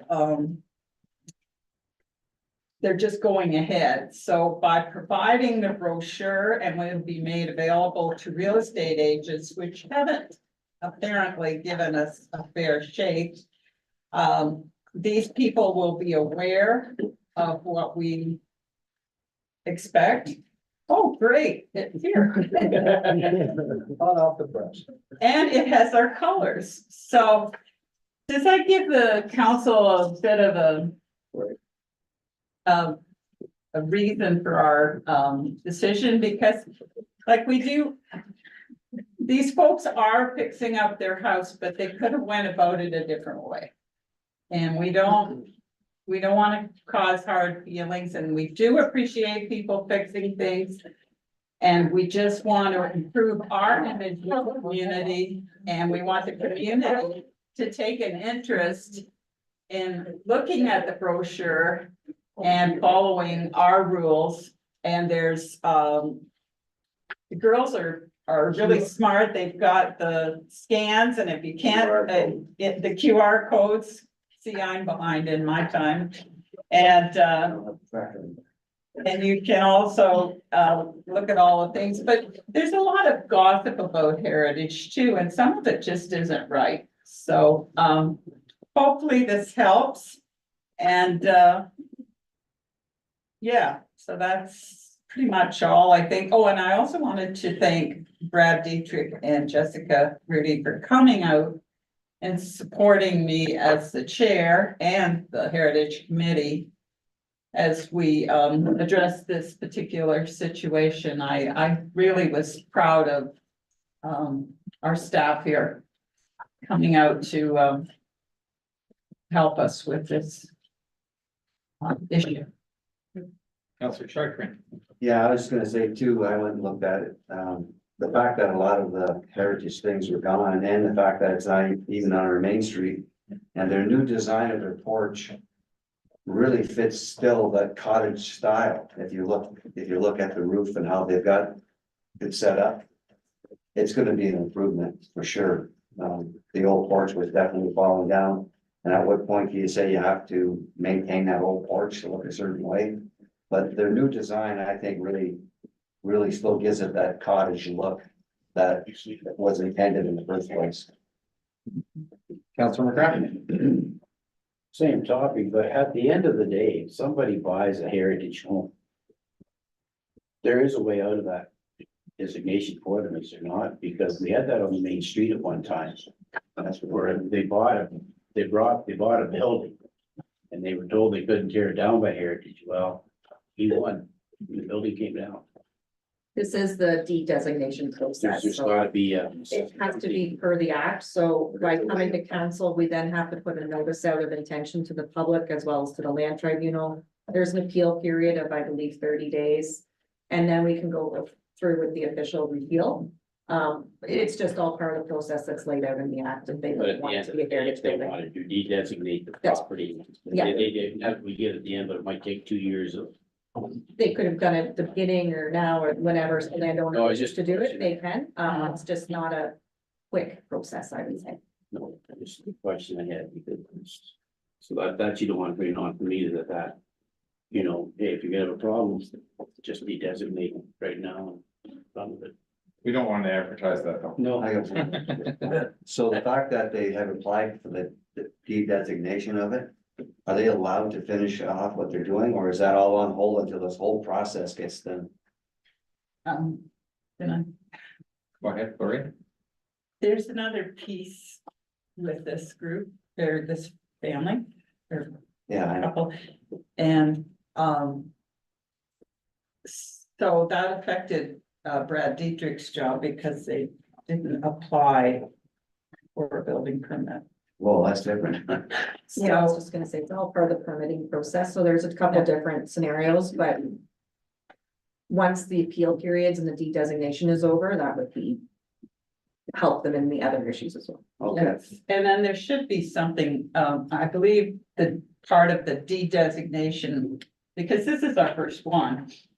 It appears in the paper, That's correct, it's part of the so notification. the community knows. That you just can't do, there's a process. Mhm. And I know that my committee, really wants the support of council, and I think this is doing that by trying to follow the rules and do it the right way. So that's helping us out as well as a council. Because we do have this terrific looking community with all this wonderful heritage, and so council needs to support our committee and I know that they do, and I tell my committee that, so. I think going forward, this is a good thing to let folks know, that there is a process, you just can't Do whatever you want. do whatever you want. So it's a building permit. So I made that clear for everybody, Okay, the motion's been moved and seconded. All those in favor? And motion carries. Thank you. We are down to correspondence. There's none this evening. Unfinished business. Down to council reports. Before I go to the deputy mayor, Councillor Stepler, you had asked a question about for us to ask at county council about the location of where the homeless were being housed. Correct. Your information was correct. They had moved it to another location. Didn't hear any explanation of why, not that the council's not part of operation. Apparently the move had already happened, for whatever reason they had made the change. Apparently it all went very well. It was seamless. But yes, is a new location where they had been. So that's as much as I know at this point. Yeah, so just a little bit there, you know, a bit to further that, so. There was a whole bunch of, you know, I'd like you to take back a whole bunch of fees and upgrades to the prior facility, the first facility. That's paid by the county and, you know, for the program. So is there any reclaim available that the party maybe never did what they fulfilled, or they were at fault that, you know, all these renovations and extra costs are now forced to maybe move to a new location, recognizing that April 30th was the last day of the permit for this year. So just ask the question. I can't answer that question, but the bottom line is that they had a budget for their program, which would include those renovations that you're talking about. So if staff stuck within an approved budget of council, I'm not sure that there's any reports of anything that I'm aware of. Okay, that's right. I should, again, it's a concern when something doesn't get fulfilled and it's moved at the last minute without proper comment or correspondence. Yeah, if in fact there was a need to do more renovations someplace else and it was going to run over budget, absolutely, council would have to give that approval. Staff can't do that on their own. Okay, thank you. Did I see a hand up? One here? No? Okay. Then I turn this over to the deputy mayor. Thank you, Mr. Mayor. So our last meeting was on April the 17th. Councillor Mark Anderson, she had noted first thing off that the traffic lights at the junction of 25 and Highway 4 and 5, I guess the power had been out there for a number of hours, and the battery life on them traffic lights are only good for 4 hours. So she was making a concern there that people going through there when it was dark, there was no lights on whatsoever. So the county engineer is going to look into that, see if they can get that battery life extended, but it could be kind of dangerous for sure. We passed another motion there for some improvements to one of our county owned apartment buildings. I think one of the lower income or the income assisted building there on Picton Street, $275,000 for some new insulation and windows in there. It's an electric heated building, so I think sounds like it's not insulated that well. Memorandum of understanding was discussed, whereas with the new tunnel going under the county road there west of Blythe there for the G2G trail, that's going to happen before too long. The memorandum of understanding was the fact that once this new tunnel was put in under the road, that the county was going to assume responsibility for this tunnel. It created a great deal of discussion, and in the end, it was I think a recorded vote, but anyway, it did pass 9-6. The tender, the next up was a tender from Latest Construction for $414,000 to replace that tunnel, and it also passed as well. We also received an accepted tender from Van Bree Construction for the Dashwood Urban Reconstruction. It's for about $7 million for that passing through that village. There was also a great deal of discussion around this as well over a tulip tree. There's a tulip tree that stands very close to one of the sidewalks that's going to be put in jeopardy once this construction is done. The county engineer had reached out to an arborist for his opinion on whether save the tree or not, and, so that came to council, and we discussed it, and we agreed to pass a motion to support, removing the tree, so. I think other than that, that's all I had. Are there any other boards, committees, meetings or seminars that anybody wants to bring up? This Deputy Mayor? I would, at this point here, if nobody else has anything, I just wanted to state that I took part in emergency planning on April 29th in Clinton, along with many of the staff members here. It was a very educational day. We had everybody, all municipalities from Huron, we're all in the same room, and we're all dealing with the same emergency. And that revolved around a heat wave at the end of July, 1st of August, with days of temperature of over around 40 degrees and over. So we had to deal with obviously the heat wave, power outages, there was a fire, people passing away from heat, full hospitals. So the only thing I can say to council, the ratepayers of Huron East, our staff are well prepared. Each department knew what to do and when to do it. So and that's all I wanted to say. It was very educational. If you ever get a chance to take part in one, certainly do it. So. I appreciate you bringing that up. I did want to comment a little bit. The unfortunate part is I think you missed out a little bit, because I know when we do those exercises in this room, it was so loud in there, you really didn't get a good feel, because like that entire auditorium was filled with technically 10 different municipalities. Plus you had EMS there, and I don't know who all was there as far as outside groups go.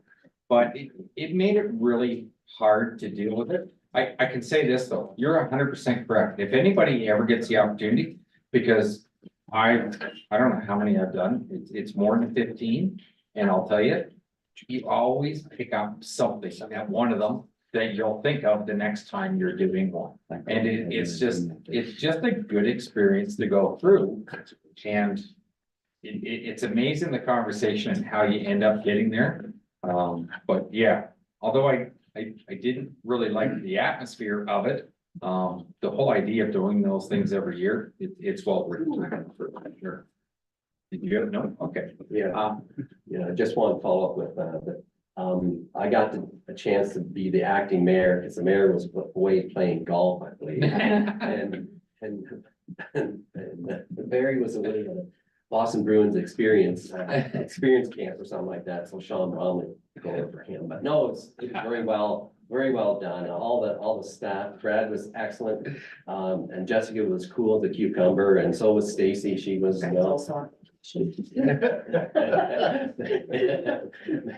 Megan as well, and Ali was there as well. So and but our so but no, it was very well done.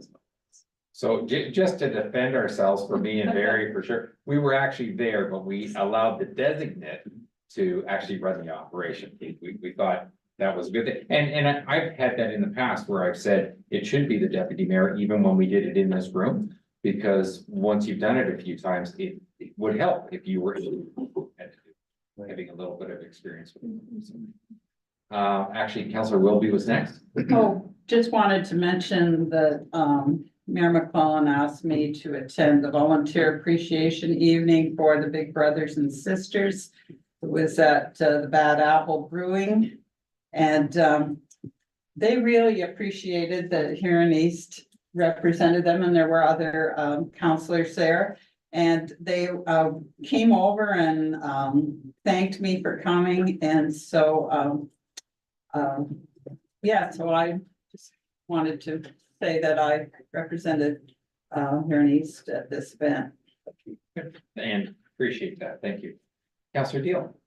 Oh, I was just gonna comment, if you think, in a real emergency, the atmosphere is gonna be any better, you're probably wrong. I don't. And the reason is that when you get in this room, the only downside to when you do the exercises is they only last half a day. So it's always a compressed time frame.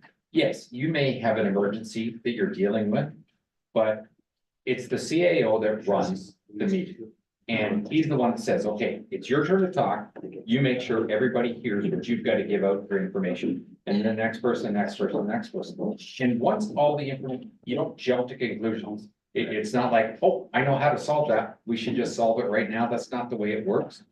get everybody's information, and then a decision is made of what's the next step to do, once you've got that information. I did comment to the deputy mayor, is that, you have a scribe that's documenting everything that goes on. And provided the decision you made was based on the information that was available to you, you can never be liable for that decision. If you didn't have the information, but you made a decision based on the information you had, then that's all that can be expected. So that's why you have a scribe there. And believe me, everybody does work as a team. It's Brad's call at the end of the day, to what is the next step. But, I suspect that even in an emergency situation, these professionals are that organized that it's not gonna be hectic. I understand that, it's an emergency for a reason, but I don't think it's going to be hectic. I think it's gonna be, we've got a situation, what's our steps? So I think they're all well trained. Anything else under other boards, committees, meetings, or seminars? Then down to any requests by members at this time. Any notices of motion? And any announcements? I have one. I won't be here for the next meeting. So I'm gonna get my alternate, who's not golfing that day.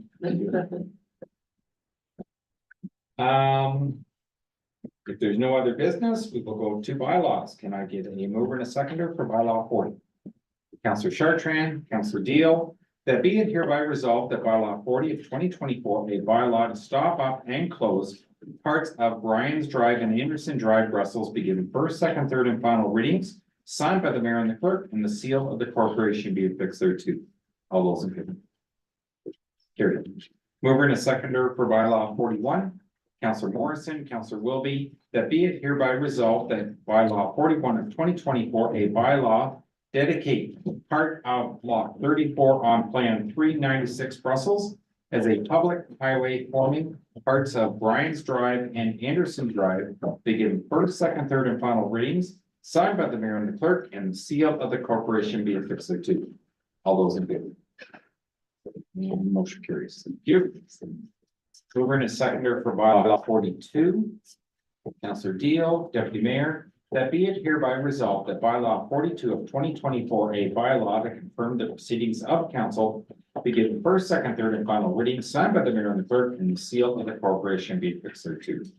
All those, Councillor Fisher. No, I'm in favor. Okay. All those in favor? And I'll move the next one too.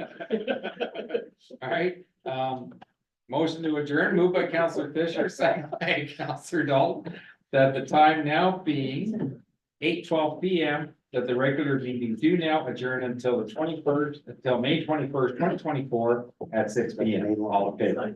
And